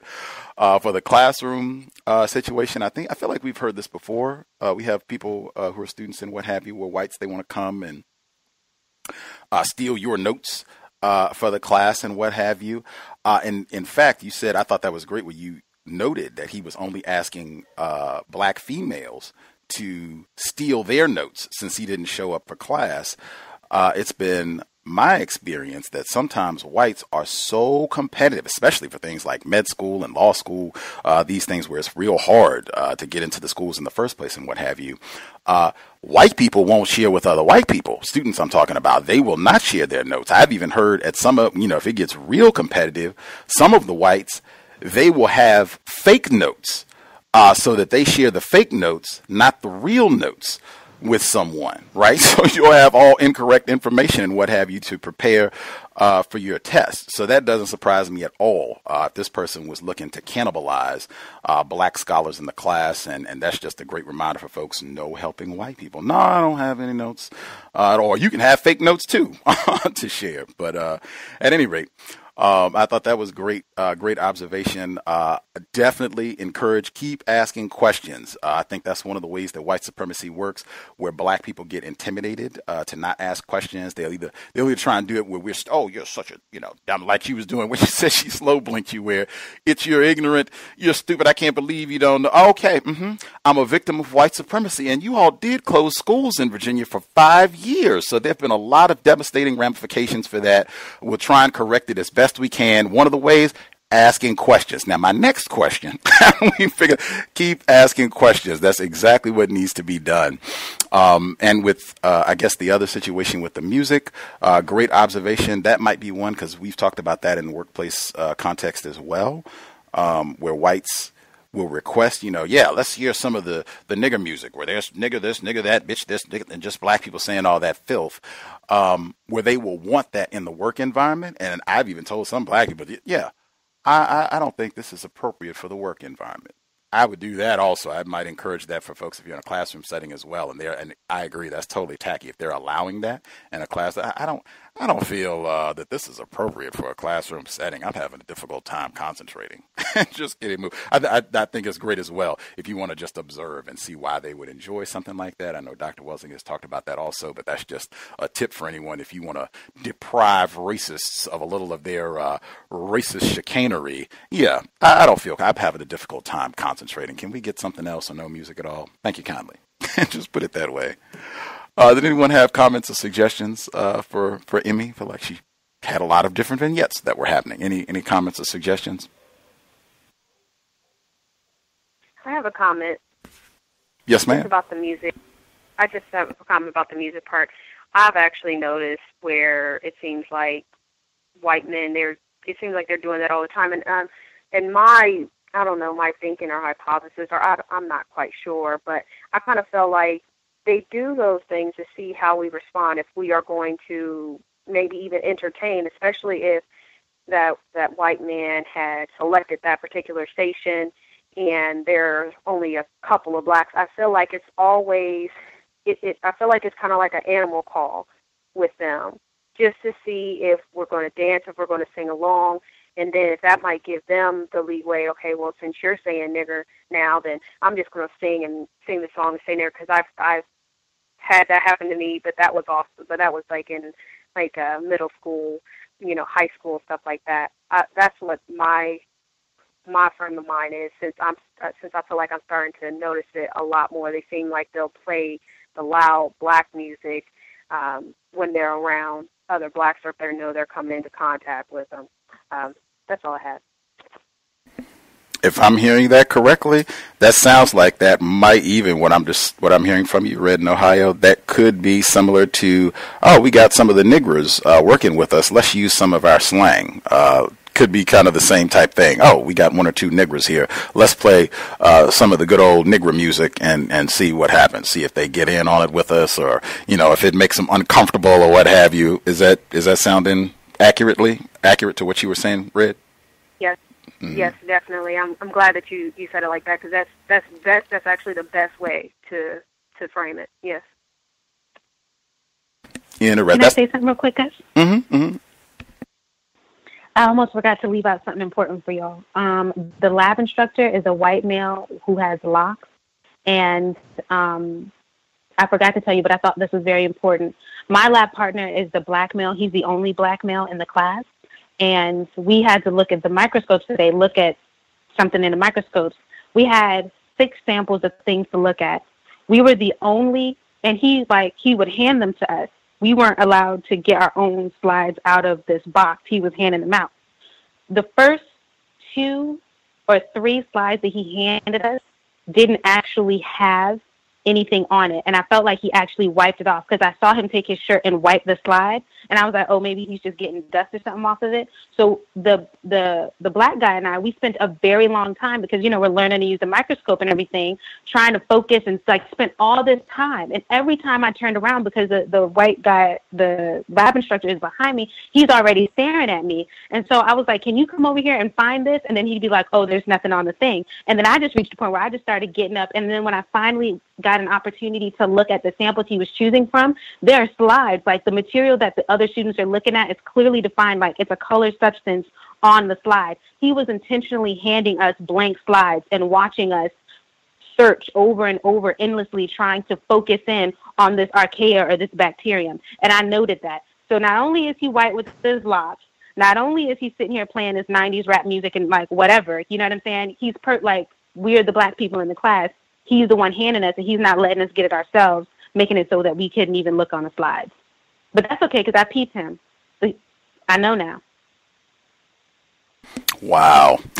That important addition with the lock-wearing instructor who is permitting this in the classroom environment, which I've never heard. That's two I've never heard from, where you can't have a coat in a work environment, and then where this in a classroom setting where they're playing music. I mean, well, let me think. I guess I have been not in a collegiate. There we go. I've been in classroom settings like high school and stuff like that, but not in a college classroom setting where there's been music. That is a bit much. But yeah, that's great context that he's deliberately sabotaging you all's effort. And I've seen that sort of thing before. We've talked about it in the context of workplace racism, where some black people, Mr. Fuller included, thought, hey, if we just go to work, go to school, show these white people that we're competent, we're here to work hard, and, we're just as smart as they are and hardworking as they are. That's not what this is about at all. You going there and showing them I want to speak up in class and do well and ask questions. Oh my God. With that, we're totally opposed to seeing black people become intelligent, competent, capable, universal women and men. We're totally opposed to that. We want niggers. We want you all just being about filth and trash so we can stomp on you forever. So of course, yeah, he's doing everything that he can to sabotage your effort blatantly right in front of the class there. Incredible. Or not incredible. That dogs bark, birds chirp, white people practice white supremacy. Other folks, any other comments on what Emmy had to share, or folks have their own commentary they want to get to? I have emails to read as well. I have a few questions. Proceed. I heard somebody else. Are you referring to me, Gus? Yes, sir. Oh, okay. Miss Emmy, what is your job's regulations to conceal firearms? You mean like a gun? Or you mean the mace being a firearm? I mean a gun.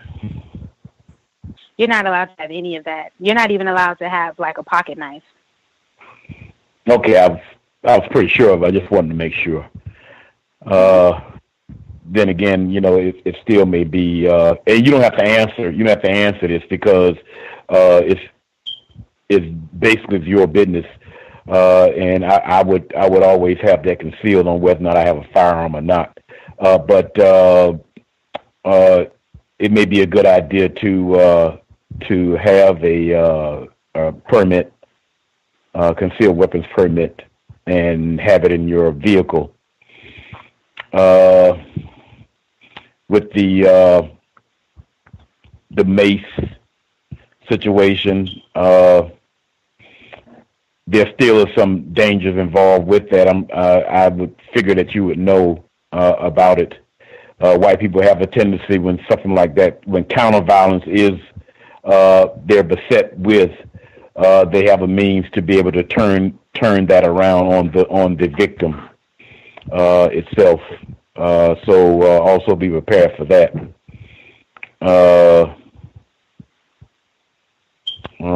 it was something else that I was thinking about. As far as the classroom, what your reaction was, I would think if it was correct. But if you grow tired of that type of shenanigans going on in the classroom, have you thought about recording it and sending it to the chancellor's or administration's office, or take it to a news company in the area? I'm pretty sure. Yes, ma'am. I'm pretty sure the reaction would not necessarily that they are negative against something like that going on, but it would be considered to be embarrassing in a lot of cases in a quote unquote professional classroom environment. I would figure. I've seen it a lot on YouTube, and I've seen it in the newspapers, and it normally doesn't have a favorable action to the perpetrators, whoever they are, when something like that takes place in a classroom. Just some thoughts that I've had, that's all. Thank you. If it gets out of hand, I always have my recorder handy. Yes, ma'am. Audio and visual. Audio. I mean, because I would like to see it. Something like that on viral on YouTube or whatnot, that sort of thing. So and then see on how the people who are in charge would really appreciate that going on in that class, because they may not even know. They may not even know that's going on in a classroom at the university. They may not even know it. I like that too. That'd be interesting to see the response to that. Just, I guess, for folks who might say, concerns if you mace this race soldier in the work environment and they try to, switch it around to reprimand you or say that, this is some sort of violation. You assaulted him. They could even say that, that, hey, you this is assault. You using some sort of chemical on him in an unwarranted manner. You're not, an enforcement official just because you're at the desk here. That doesn't mean that you're an armed officer of the law to go out and, assault people. What if they come at you in that sort of way? If it has to get to the point where you have to mace him. That's my concern also. That's why I'll start recording my whole shift. My recorder should last my entire 8-hour shift. And so, I'm not trying to mace him. Like I said, if he comes up and he asks me for a package or he asks me to do something that is like, this is just normal, then that's fine. But if I feel it, I feel like I'm going to use my discretion. Again, I am in here by myself. It's been logged in emails many times that this individual has been aggressive towards either people that sit at the front desk. I've even logged it. When I first started working there, or to other individuals in the building.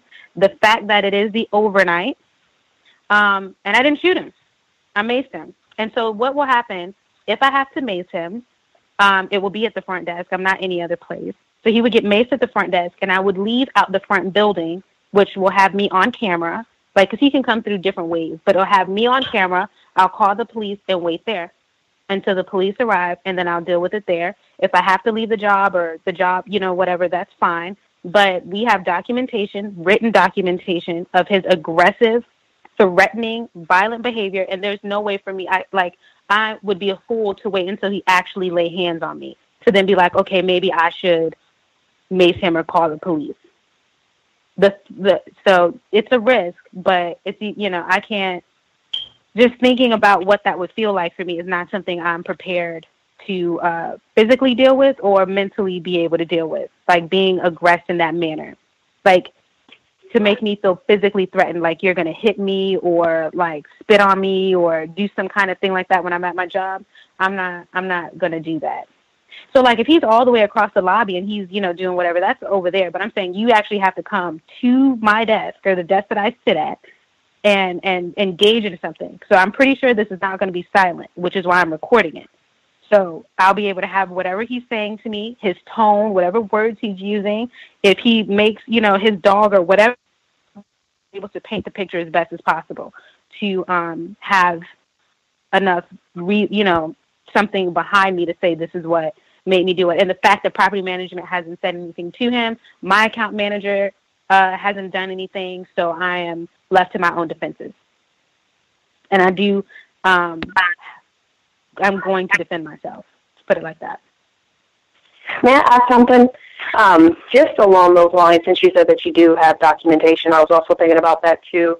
And it seems like a lot of the times when it comes to like employment, the employers, if something does happen, they act like, well, the records are confidential. Is there any way, if you haven't already, like take some type of picture or something of the work documents, so it's not just your word against it, even though you have the video, but we all know that video, audio, all that, it doesn't matter. So maybe if you could have that too to help even back up your story even more. And then also, like we've talked about on other shows, just the words. So if he does something to you, you're the victim, he's terrorizing you, stuff like that. That's what I wanted to add. Thank you for that. I actually BCC myself on all of my logs. So I have all of my notes that I've ever written. But you're correct. When I get in, I will forward all of the other notes that mention his behavior to myself. That way I can have those already in my own email so they don't magically disappear. Thank you so much for that. I'm going to do that. No problem. Great suggestion. Any other questions, comments for Emmy? Or if folks have other commentary that they would like to add, that's welcome as well. Can I be heard? Yes, sir. Yes, sir. Yes, to the caller, Emmy. I would just say photograph the individual and consider putting it on social media. I've mentioned something like that before, but social media is worldwide. Tell the black men in your life what's going on. Identify the individual and let them see a visual of who that individual is, just in case. And I was going to mention, as the retired firefighter, I believe that was him, mentioned firearm, if you were able to bring one. But since you're not able to bring a gun into work, but get your concealed carry license and be prepared to take life if necessary. It's not something that is very pleasant, but it can be something that is necessary. And then it's been mentioned on this show before, there's other weapons. A gun is not the only weapon. Yeah, you have mace, and that's excellent. You may also have something that's like an extension, since you may not be able to have a projectile. Maybe you can have, like it's been mentioned, tactical pins. These are devices that you can actually use to end someone's life, defend yourself. There's tactical flashlights. I think you said you were working the night shift, but I imagine it's probably high visibility in the area you're at. It's probably well lit, but if for any reason you're in a dark area, there's certain lights, flashlights that they shine real bright to blind your whoever the opponent is. Take martial arts classes. Like even for me, my mother put me and my male siblings into martial arts when we were young, just because she was a single parent. After my parents divorced, she was a single parent, so she wanted us to be able to defend ourselves and defend her. And so I have a stance. Even when I'm not doing anything, people don't really try to sneak up on me. Because they can kind of tell, well, if I see you sneaking up on me, I'll probably harm you. And they can see that they'll be harmed. Also, being observant. You mentioned you were observant. That's excellent. Keep your eyes on what's going on. Don't put it down. That's not where the action's going. All the action's not happening towards your telephone. It's happening if you have your eyes level and looking, scanning around. People usually don't, if they're going to attack, they probably won't attack the person who's scanning the room.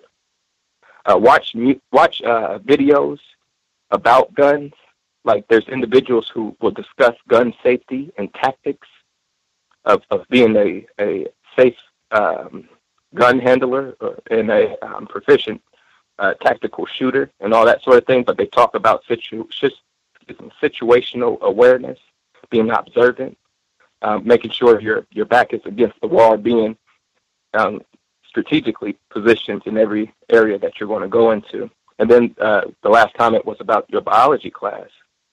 Biology is also something that I'm very fond of. We all operate by the laws of biology. In your class, I've noticed they do that a lot. You know, what I was doing in school and college, I know that they do those. You can't really tell what the white people might be doing, but they're doing something against you. And so what I would do is I would be a floater. I would go, you know, you don't know what's on that. Your slide didn't have anything on it, but all the white people had something on their slide. Well, I go to school not just to make grades. I go over there to get the information that otherwise I don't have access to. So if I'm there, I'm going to learn any way that I can. So I would, if I were you, and I do it when I was in school, that's what I was doing.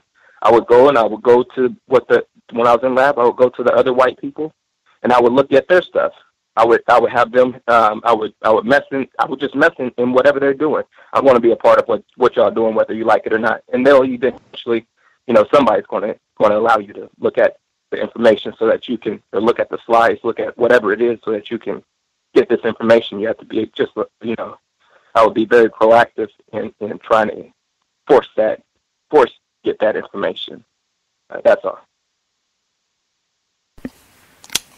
Lots of good suggestions. Lots of good suggestions to keep in mind. I guess I would say too, with this, just something to think about. I'll phrase it that way. With the suggestion, telling the white person if they sneak up on you, you know, you could be harmed.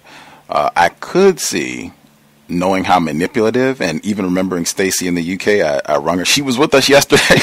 She's not with us today, but she was with us yesterday when Pam was on the program. And I think she said it was like 3:45 a.m. In the morning. Something today, actually, because it was Thursday for her. But she said that she was falsely accused of being aggressive and threatening a white person. I could see a race soldier taking that sort of thing, and oh my gosh, Tim threatened me, you know, told me he would, you know, bust my head if, you know, I do a little joke from time to time, and, you know, it's all play and games, and he told me he was going to kill me or something. Like, I'm having I could totally see a racist doing something. Just something to think about. Definitely, I can still see exactly what you said, where, you know, they just see that you're being serious and are not going to mess around with your personal safety. I could totally see that, but I do think that is something that's reasonable to think that could also happen in the system of white supremacy. Other folks have questions, suggestions, comments that they wanted to share. Anybody have any concerns about Emmy taking the position that, hey, if this race soldier, if he tries me, I'm busting the bear mace out, and he is going to get the whole can full. Anybody have concerns about that, or folks, everyone think that is black self-respect, correct thing to do?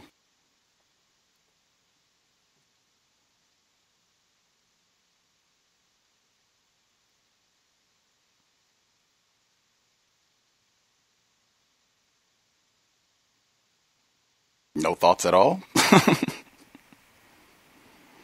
If this is Renegade, Mm-hmm. I'm kind of torn between if it is black self-respect, but like I said in other shows, I'm real paranoid, so I'm definitely, you know, concerned for Emmy, but I can understand because there's only so much you can take. That's why I was, you know, offering the tips I did, but I do feel like it is black self-respect, but it's just that seems like there's definitely going to be consequences with it, especially if he's someone who lives there.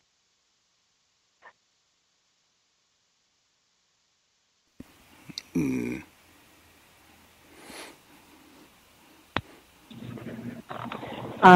This is Rochelle from Florida. I had a question about just thinking about getting ahead of a story, like thinking of the worst case scenario of the story being used against you as Emmy, as you being the aggressor. Is there a way to, without risking your job, get information to see if this person has a history of any violent behavior, even going back to high school? Because it feels like sometimes when our community is involved in something, the media is, ready with information of even something as minor as parking tickets. I'm just thinking about getting ahead of it because, as the previous caller suggested, emailing yourself documents because the job may not want to release it. They may be more inclined to try and protect the resident, even over their employee. You having information that states, if this person has any history of even a high school suspension for fighting, that's something where if you were privy to that information and the story tried to get turned around on you, you could kind of get it out there on social media that you had documented this person has a history of violent behavior, and just using language where it's showing you're coming from a defensive standpoint, not as the aggressor, as in need of protection. So that's my only thing. I do think it's Black self-respect to figure out ways to definitely protect yourself and take on a posture where the people are aware that you're prepared to defend yourself, but also just trying to think, well, how can I make sure to get ahead of this story should it be used against me? So that was my comment.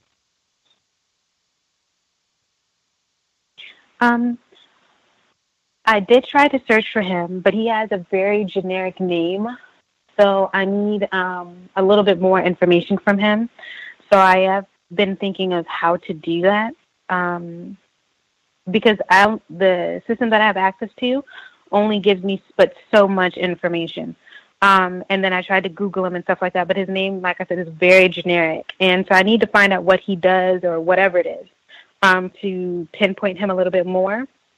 But I'm going to be quite honest. I don't really want to get even to the point that I have to mace him. We don't have the same interactions that the other people who work as concierges have with him. And for the reasons that I mentioned earlier, I maintained absolute eye contact with him at all times. I don't smile. I'm not friendly. I'm not any of those things. And I think that keeps him from finding reasons to come and terrorize me. We don't talk. You know what I mean? He doesn't even know my name because he's the one where I developed the code where no matter what he says to me, there's only two things I say to him. He can say, "What's your name? How can I help you? Where are you from? Do you need something?" That's it. "Oh, it's a beautiful day outside. Do you need something? Oh, isn't my dog lovely? How can I help you?" Like, those are the only two things I've ever said to him. They're the only two things I will ever say to him. So he's the one that, because he's like that. So we don't actually he doesn't have that leeway. So that's my first, that's, I guess, defense. Those are my pawns. You know what I'm saying? I done set that up so there's a nice big buffer. But should he choose to penetrate that because he got drunk or had a bad day, that's when I'm a Mason. That's another thing. 95 to 98% of the people that I deal with in my job are whites who have been drinking. Let's say they are whites who have been drinking. They're not creeping in the building at 4 o'clock in the morning sober. They're drunk or have been drinking or ingest some other drugs. So I don't, all of that, whatever. You know what I'm saying? You're just going to get maced if you do that because you don't know. You know what I mean? There's nothing to say. It's too precarious. And there are no cameras right at the desk. There is no security officer. So sure, but I'll be there tomorrow. We'll be wrapping up the book and I'll be walking into work. So if I can find something on him, sure. But if he tries me at 1 o'clock on Saturday morning and I'm at work, you'll just get missed. But I do want to say thank you for all the great suggestions, though. Oh, I wanted to add something as far as, since he has a generic name, I'm not sure if you know about social engineering, how people can get little pieces of information at a time. Understand that he's going to be going back to work tomorrow or Saturday, but if there's a way of even overhearing him speak to somebody else, just trying to get maybe some of his birth, and then eventually the day, and then the year. That can kind of just, I mean, you might have to get it at different times. Hopefully he doesn't, try you before then. But that could just be one way, just trying to get little bits of information a little bit at a time.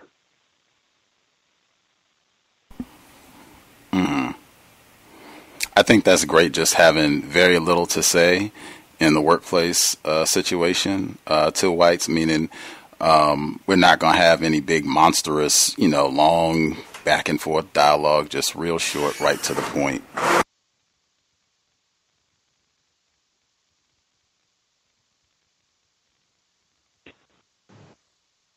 Other folks have commentary? Yes.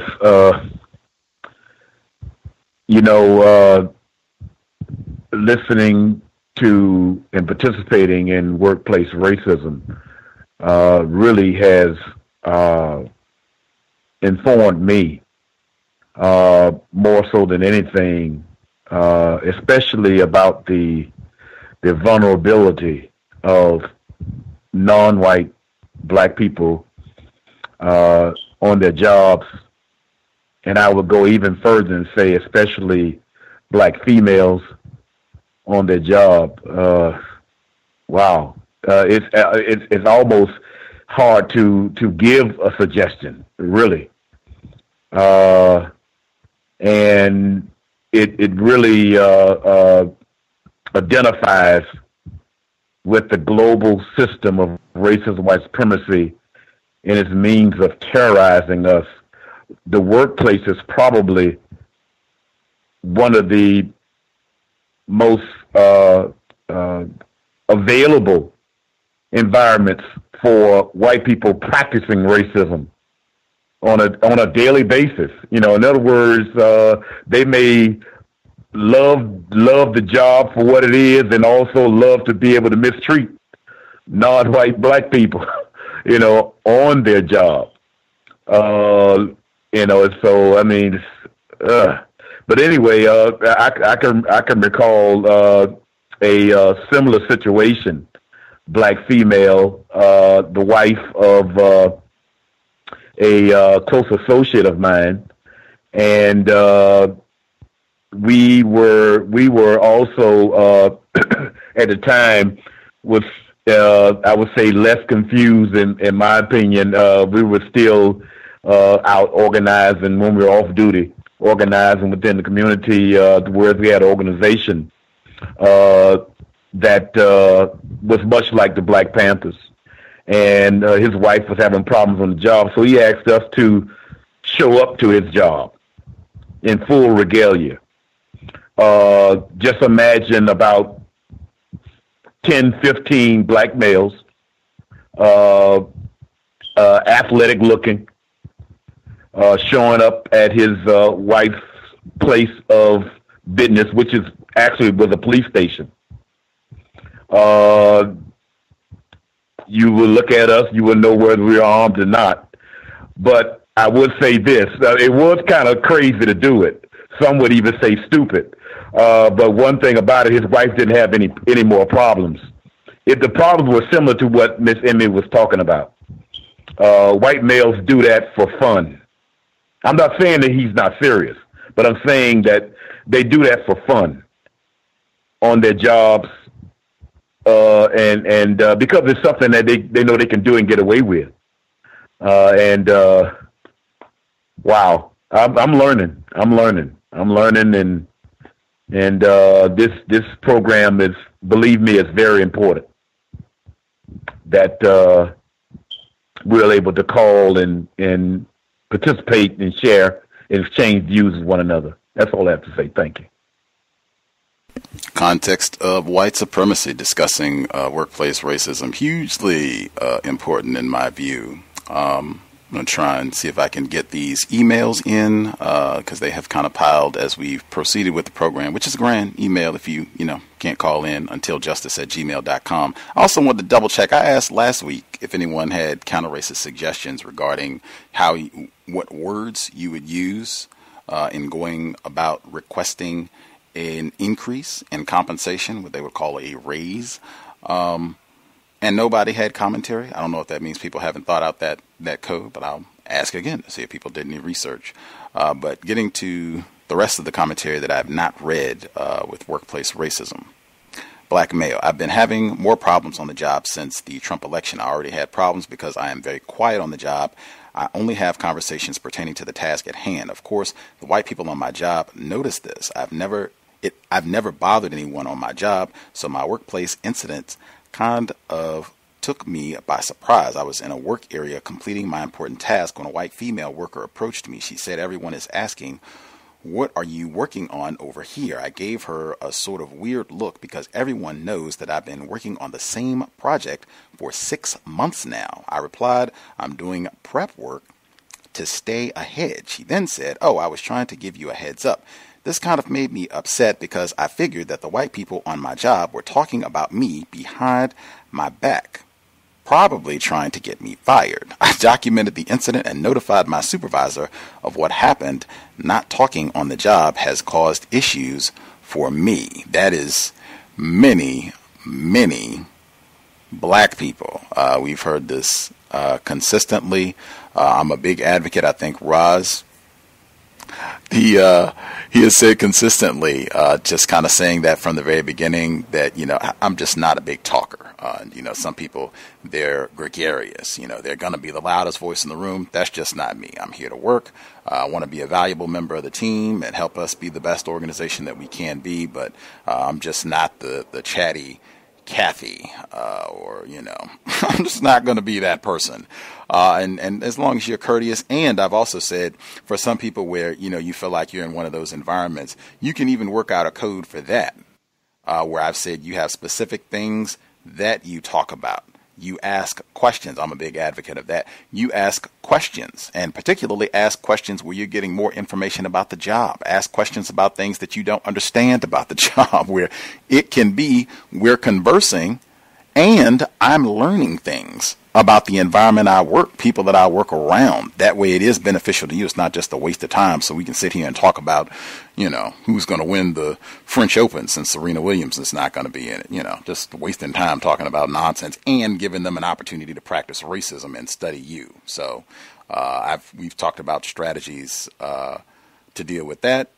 And I still encourage, even with all of that, it's best to keep it quiet and just figure out your strategies to deal with, them having difficulties or making it an issue because you don't speak, as opposed to you talking and then having to deal with the ramifications of what you said or alleged to have said and that sort of thing. Just my view, United Independent. Other folks have commentary or any suggestions for the person that wrote in?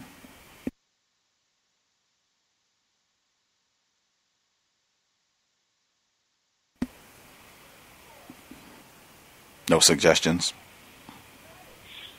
I don't actually have a suggestion, but I do think that it was a fantastic observation to put the two together, that you are being talked about. So I guess my only suggestion would be to just remain, really observant and continue to take notes and just do your job. I think that, I don't know if they're whites with power who are chit-chatting or just unilateral whites, like who are, you're like your coworkers or equals or something like that, and they're just talking about you because you're not being friendly. But I've had similar situations because I've been practicing not being that bubbly, chatty person. So then you get talked about, and then someone says something like, "Oh, well, we didn't know you were," and it's like, "Who is this we?" And then you realize that everyone was talking about you. But unless they have any influence or power, so what? And then I'm a big proponent, fan of letting your work speak for itself. So that you don't have to, I think what you're doing is correct. I don't think that you should now start being friendly or start doing anything different.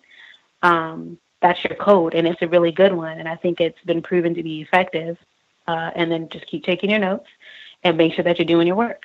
And hopefully they will find somebody else, not another non-white person, but, somebody else to talk about. Because sometimes that's just what people do. They don't talk about other things. They just talk about people. So maybe you were the flavor of the week or something like that, and they can switch it up later. But just keep doing a good job at your job. Hear, hear.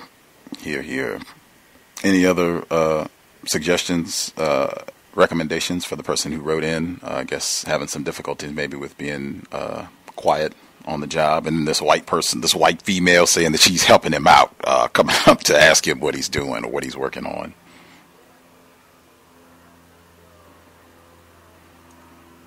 Hi, Gus. Oh, Stacy from the UK in with us. See if my math is all right. So it's 3:21 a.m. Friday in London. Stacy ringing us in. Is it 3:21 a.m. for you? It's 3:21. Right on.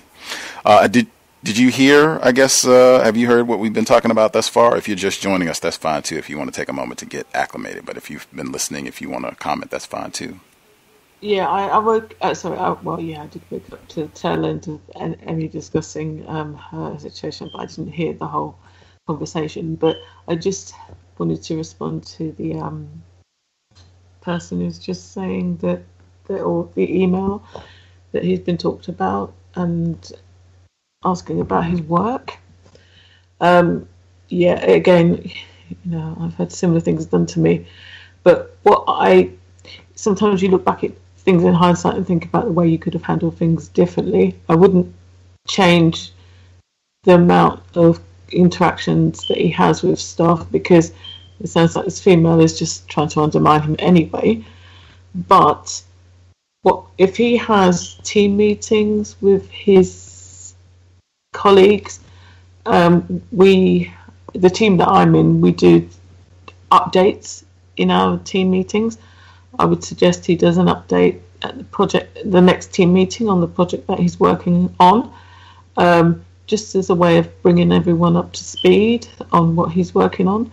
That way it kind of neutralizes the, for the time being anyway, neutralizes the attack.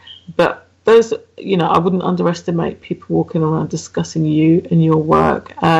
And she might even want his project and wants to take over it. But I would just say, if people are talking and suggesting that he's not doing any work, to do an update at the next team meeting, but be very shrewd about the amount of information you give over as well, because whites have all kinds of agendas sometimes in terms of why they're asking you about your particular projects as well.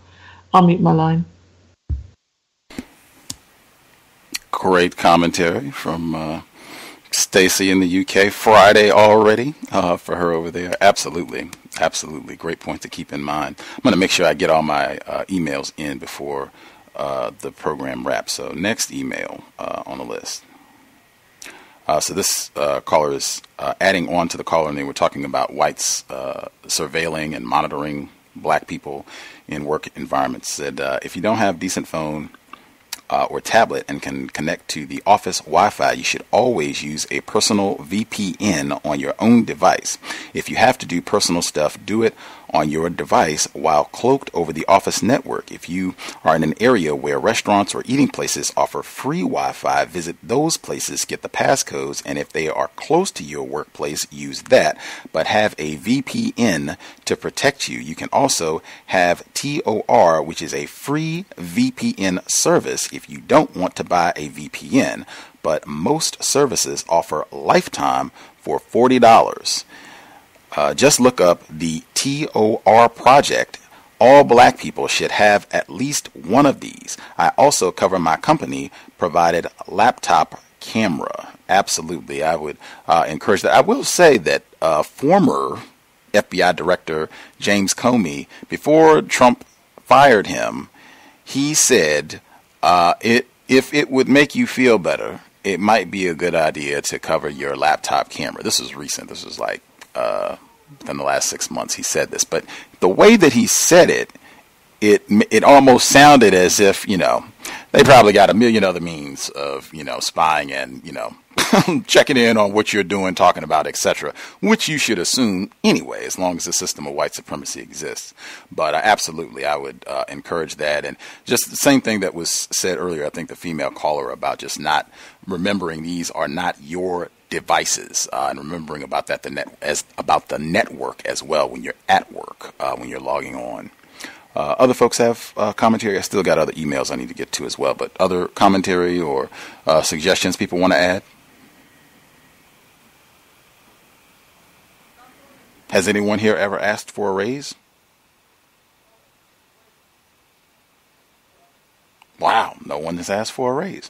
We should ask for a raise. I did. Oh, okay. I have. We got one. And I'm sorry, I wasn't in last week's call, so I didn't know about the question, but I was very confused. And there's a whole story to that I might say like some other workplace racism time. But the short of it is with all of my experience and that I was a nationally certified pharmacy technician and all this good stuff, they were trying to pay me like $1 and some change less than some white girl who only had like a high school diploma and no pharmacy experience whatsoever. And because I was snooping and I overheard that information, so when I went back, I just told them the truth that I would not be able to work for them unless I had an increase in my pay that was sufficient or like that matched my credentials and my work experience, just because I would hate to actually even start this is before I began, but would hate to start the job because I wouldn't be able to work in integrity. I gave it some thought and it wouldn't work because it was a like $4 decrease in what I had made in another situation. And that's what I said. And they said that they would talk with like corporate, and then they gave me the raise before I even began. But yes, I told them that I wouldn't be able to I wouldn't be able to provide them excellent service with that amount of money. May I be heard? Yes, ma'am. At first, when you asked the question last week, I actually forgot. But the only time, I guess, when I can somewhat say that I asked for a raise, it was when I was more confused, and I was basically, like someone else has said, I was just basically piggybacking off of what some white females in my same area were talking about, because they were the ones who were really pushing the raise. And I guess it was kind of surprising, because typically with whites, as we've all been discussing, they'll do that type of thing just directly with their supervisor or whomever they have contact with. But needless to say, it didn't work out to where we got a raise, or at least not all of us got a raise. But it wasn't me specifically. It was more like us asking as a group.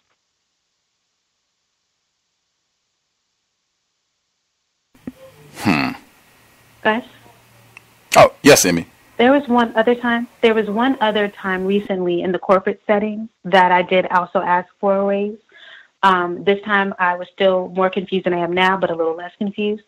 And how I did it then was I had to actually fight for the list of my actual specified duties in my contract. But I retrieved those, and because I kept very copious notes of what I did all day, I was able to extrapolate my notes and say what I was actually doing, and and then I presented it. And so what I did is I actually did do more than was outlined in my contract for a while. Property management got comfortable with it and enjoyed having all of these excess services. And then I presented, this is what you all are paying me to do. This is what I'm actually doing. If you want to continue to receive these services, I need adequate compensation, because at the time I was like living in DC, and it was very, very difficult. And I was like, I can't do all of this. So either we can keep my pay what it is, but this is what you're going to get, or we can increase my pay and I'll continue to provide you all of this extra. I did get the extra. It wasn't a whole lot. It wasn't what I wanted, but I did get a little bit. Can I be heard? Yes, sir. On my job, and I'm pretty sure all across at least the Northwestern Hemisphere on fire departments, it's the same. That primarily getting raises is something that takes place based on rank, based on your certification skills that you have. The closest to what I think is being talked about with pay raises is people in appointed positions. you can actually vie for an appointed position, and that's never been my interest. But when I look at the job in itself, I think that's one reason why that white people have made it so difficult for non-white people, especially non-white black people, to have jobs like the fire department in certain places, because of that you don't even have to say anything based on you've taken that test and you've gotten promoted, that you're going to have X amount of dollars, that sort of thing. And so in a traditional sense of asking, quote unquote, the boss for a raise, that's almost, it's not existent. It doesn't happen a whole lot. Except for, in my mind, I'm thinking about appointed positions. That's different, and they are very sharp at denying non-white black people those appointed positions also. And then if you get the appointed position, it's very easy to get that non-white person out of that position. I recall a non-white black male who was appointed as a chief, and they waited good until he went to a quote unquote black firefighters convention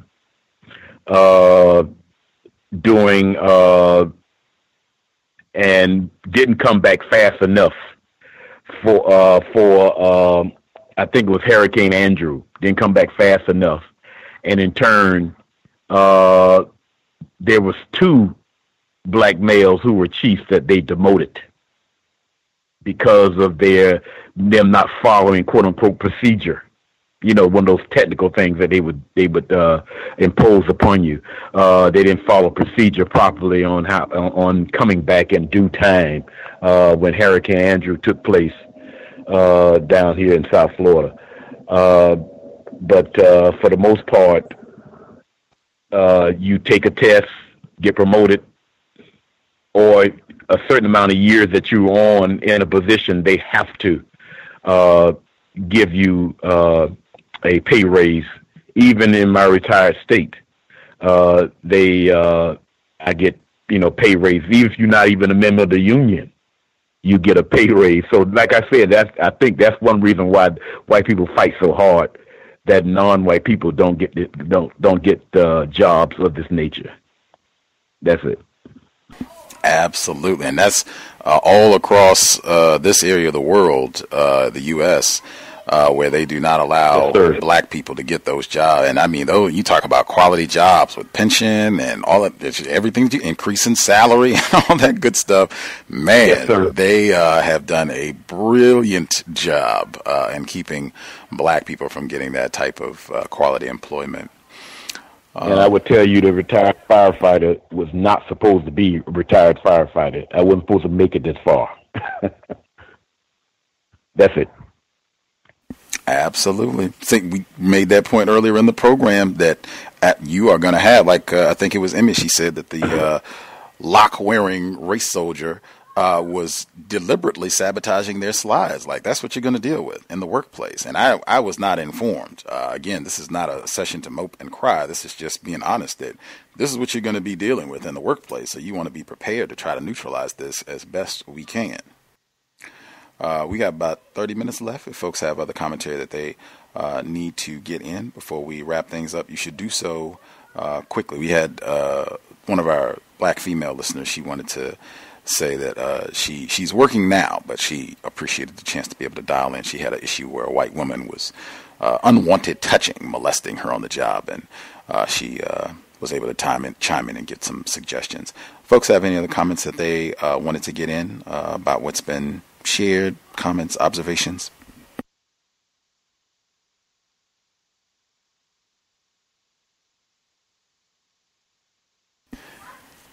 Mr. Steele, did you have a comment you wanted to get in as well? Saw you had a hand up.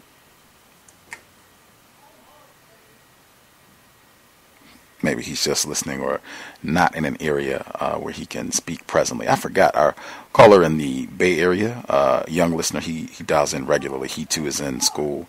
He said, in my history class, we are learning about World War II and how Nazi Germany was involved in it. Yesterday, we were reading an article about how little German children identify a Jew. I noticed that some of the features described were always to those of black people: broad, six-figure nose, darker skin color, droopy ears, dark and curly hair, and much more. I later learned from one of my friends that the Germans went to northern Africa and murdered a ton of black people, apparently for no particular reason.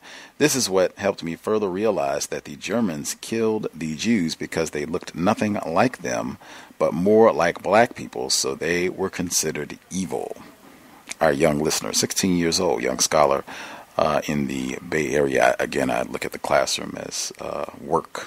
That's kindergarten to, post-grad. That is, I lump all that in with work. Any other commentary folks wanted to make sure they get in? Stacy, did you have any other commentary you wanted to add? You've been with us long enough now. Hi, Gus. Hi, everyone. Yeah, I asked a question at the tail end of last week's program about staff networks, specifically networks for black staff. And I was just interested if anybody had had a chance to think about that, or if any of the callers had similar networks in their organisations, and how productive, constructive they've been, in ways in which they've made those or ensured that those networks are constructive. And before I mute my line, I went to a conference earlier this week. Might have been at the end of last week actually. Around networks. Specifically how racism in the workplace and how black women are identifying racism that they're facing in the UK. And there were some interesting stats, actually. It's from a report that's been released. I haven't read the whole report, but it was part of the presentation. And two stats that stood out: 70%. They asked the question in a survey around racial bias to establish in terms of what age, how much bias there is, and then which groups are showing most racial bias. And the stat was that 70% of young people in the workplace were shown to have some level of racial bias, and that was the highest percentage in terms of the age range and who came out highest. And the analysis is that we make assumptions that if once the older generation dies out, that racism will disappear, and that is saying quite the opposite. And the second step was that over a 5-year period, 21,000 senior managers, black, minority, ethnic managers, have disappeared from the workforce, and that's just senior managers over a 5-year period. So, which was actually, really interesting. I don't know what percentage of the workforce that is as a whole, but certainly they're specifically talking about senior managers. So, the analysis there being that progression, and also progression in the workplace is being hampered by racial bias. I'll mute my line, Gus. I remember that from last week. Do we have any folks who have any experience with black staffing? Any folks with experience with that?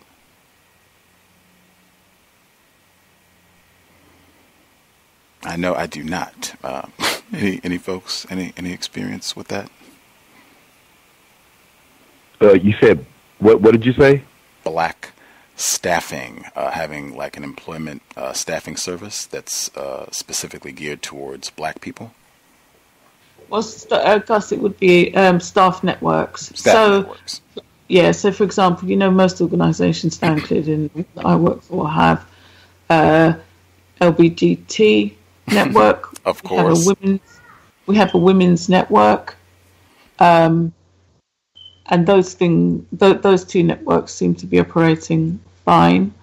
Or rather there's no contention about that.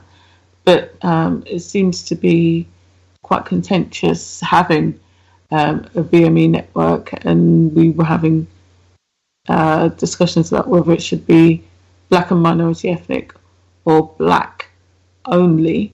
And so at the moment there's conversations around whether or not there should even be such a network. And I guess beyond that conversation of should there be one, if there was one, how would it be? How do you ensure it's constructive? But I should also say I did really appreciate Ken Steele's comments last week around recruitment agencies and looking at their model and structure, specifically black-run recruitment agencies that specialise in black staff, and looking at that model, because I thought it was really useful, actually. I'll mute my line, Gus.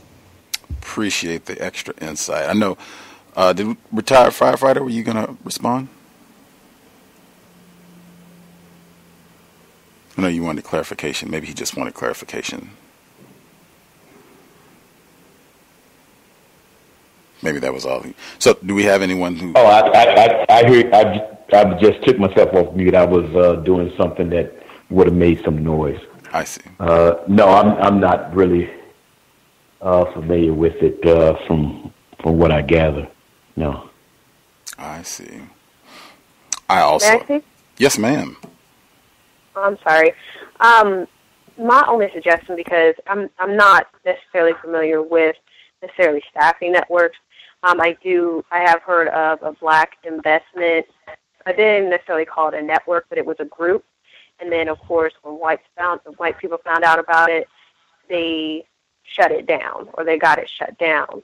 So my only thought, because I feel like with these whole other movements, I guess if you want to call them that, or people have been calling them that, like the LBGT whatever and the women's, they can kind of hide under this cloak of, oh, we're all inclusive, when more often than not you still have whites at the top of the management or the top of these networks. I'm wondering if there's a way to how whites do. They make things specifically for them without necessarily coding it as, oh, this is whites only.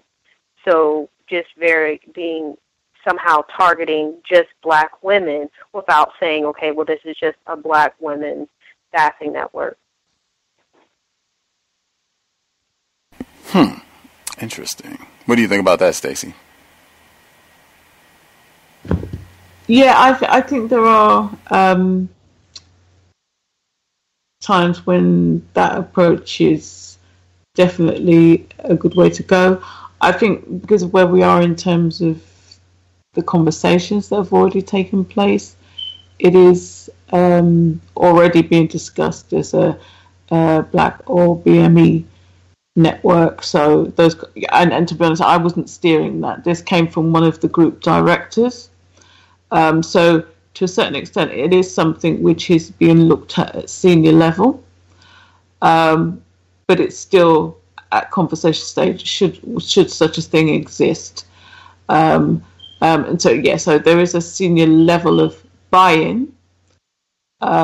So I guess at this stage for me, it would be: is it constructive, and how do you ensure it's constructive? And part of it as well is whether or not I even want to be involved in the thing on my own personal level.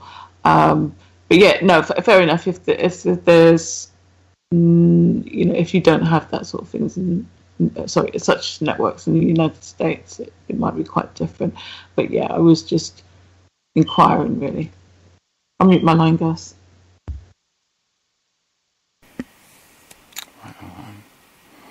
Last few minutes of the broadcast. Again, I'm not surprised at all that the LGBT anywhere in the world have great resources for employment or any other networking opportunities that they need.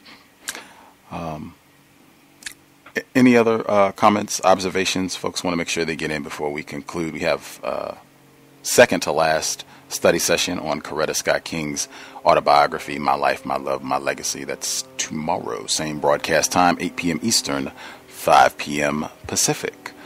Any other commentary folks want to make sure they get in? I would say the closest thing from my experience to this term that's called black staffing, based on what I think I've heard, is with Dade County Fire Department. There was an organization. One of your guests, Charles Phillips, he was one of the founders of this organization called the Progressive Firefighters Association. And I would say all over this part of the world, with especially the large fire departments in the Northwestern Hemisphere, there is some sort of quote-unquote black organized effort. Primarily, what they do is they are attempting to be watchful for entry-level hiring and quote-unquote promotion. Maybe if some conditions that are quote-unquote obvious, that of mistreatment of non-white black people, that they basically go to the people in charge and ask that they not mistreat us in that way. I can recall that myself and a few other associates attempted to offer to this group to become more visible to the quote-unquote black community, black area, black people in itself. And they grew very afraid of that concept because it would make them rival with the union, which is code for, powerful white people. And they turned it down back many, many years ago. But that's the closest thing that I've experienced to what I'm hearing. Thank you. Can I be heard? Yes, sir. Yes, sir. I was going to comment on the young scholar from the Bay Area, what he had written in about Nazi Germany and them killing the quote-unquote Jews, because that's not really workplace racism. That's not really workplace racism. It's not? Mm-mm. Oh, I'm sorry. He's just sharing an observation from the classroom. That was the only reason that I read it. But yeah, that's not really workplace racism. Yes, sir. Compensatory call-in this Saturday, 9 p.m. Eastern, 6 p.m. Pacific. Feel free. That'll be one you can get in for this coming weekend, so we can get details on that. Anything else? Workplace racism commentary? Are folks satisfied for the evening?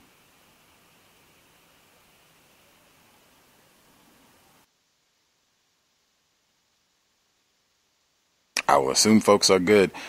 Make sure we are documenting. Let me double check, make sure I didn't miss anyone. Yeah, I did miss someone. The caller is 6900. Sorry about that. I didn't have the switchboard immediately in front of me.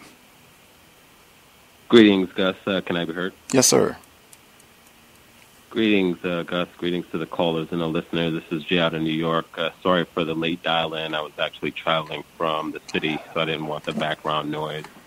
I was listening to the question that Stacey from the UK had posed in reference to diversity networks. I actually worked as a diversity specialist for one of the larger companies, probably in the early 2000s, and we ran very detailed groups just like the ones that Stacey's referencing. And we had a number of groups. So there were the Black Network. It was a Black network organization. There was a female network organization. At that time, we were doing a lot of H-1B visas. So we had a lot of East Asians, and they started their own group.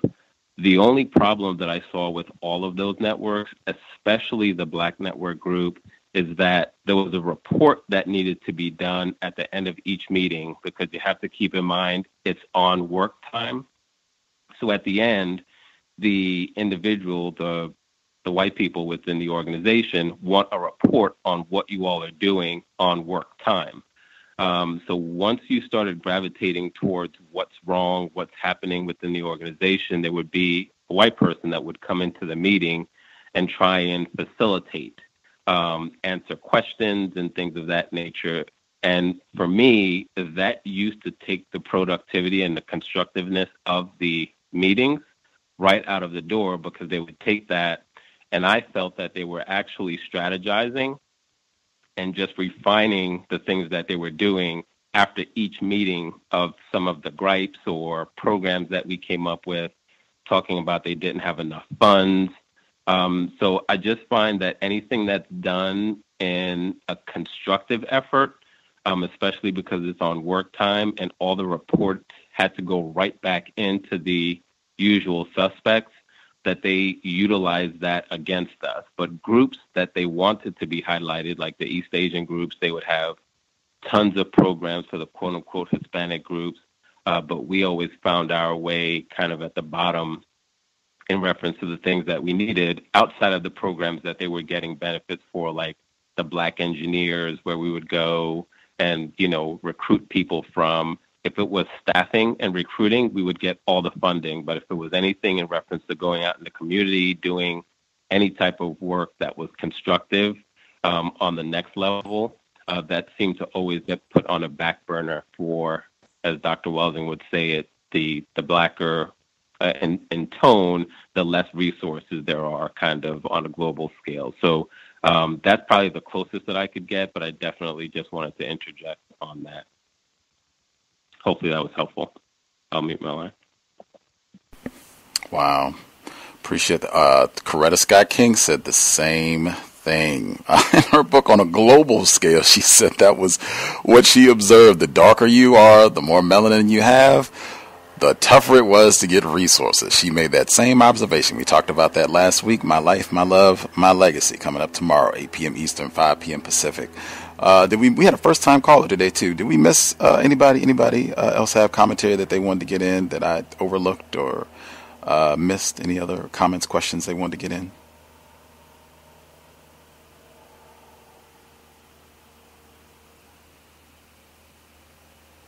Everyone satisfied? Oh, yes, sir. We can hear you. I just want to make one quick comment on another observation. We've had this older white man been coming in, I guess, to look up records on I think it's a black cemetery or something like that. And he liked to go off into a tangent on different events in history, because I guess they couldn't bury black people around, I guess, white people or something like that. And he was saying a whole bunch of different stories about how black people would be, told they couldn't go to different swimming pools, and how white people are going to get drums of acid and pour it into the swimming pools and stuff. And and the person that was helping him was a black female, so she was while she was trying to help him find the records or whatever, he talking about these different events, about Tulsa, Oklahoma, and how they had a black area or something like that. I think it was the Black Wall Street, and she was just it seemed like she was trying to listen to what he was saying, but it seemed like he just wanted to just come in and just talk about all this kind of stuff and not really focus on what he's trying to look for. He's saying that his I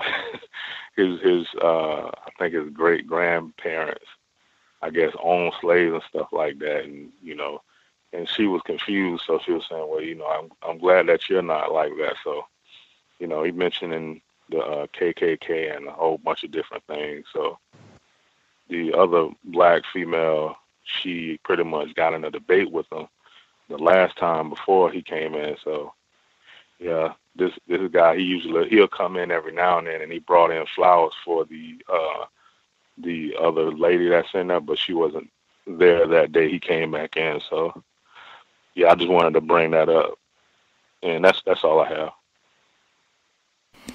White people are not ignorant about racism at all.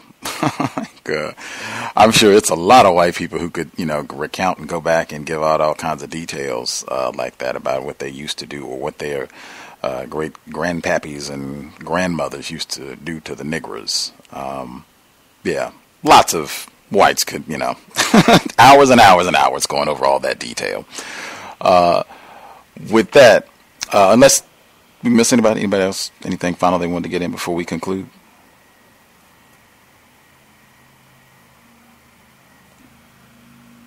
Grand. We will be here tomorrow.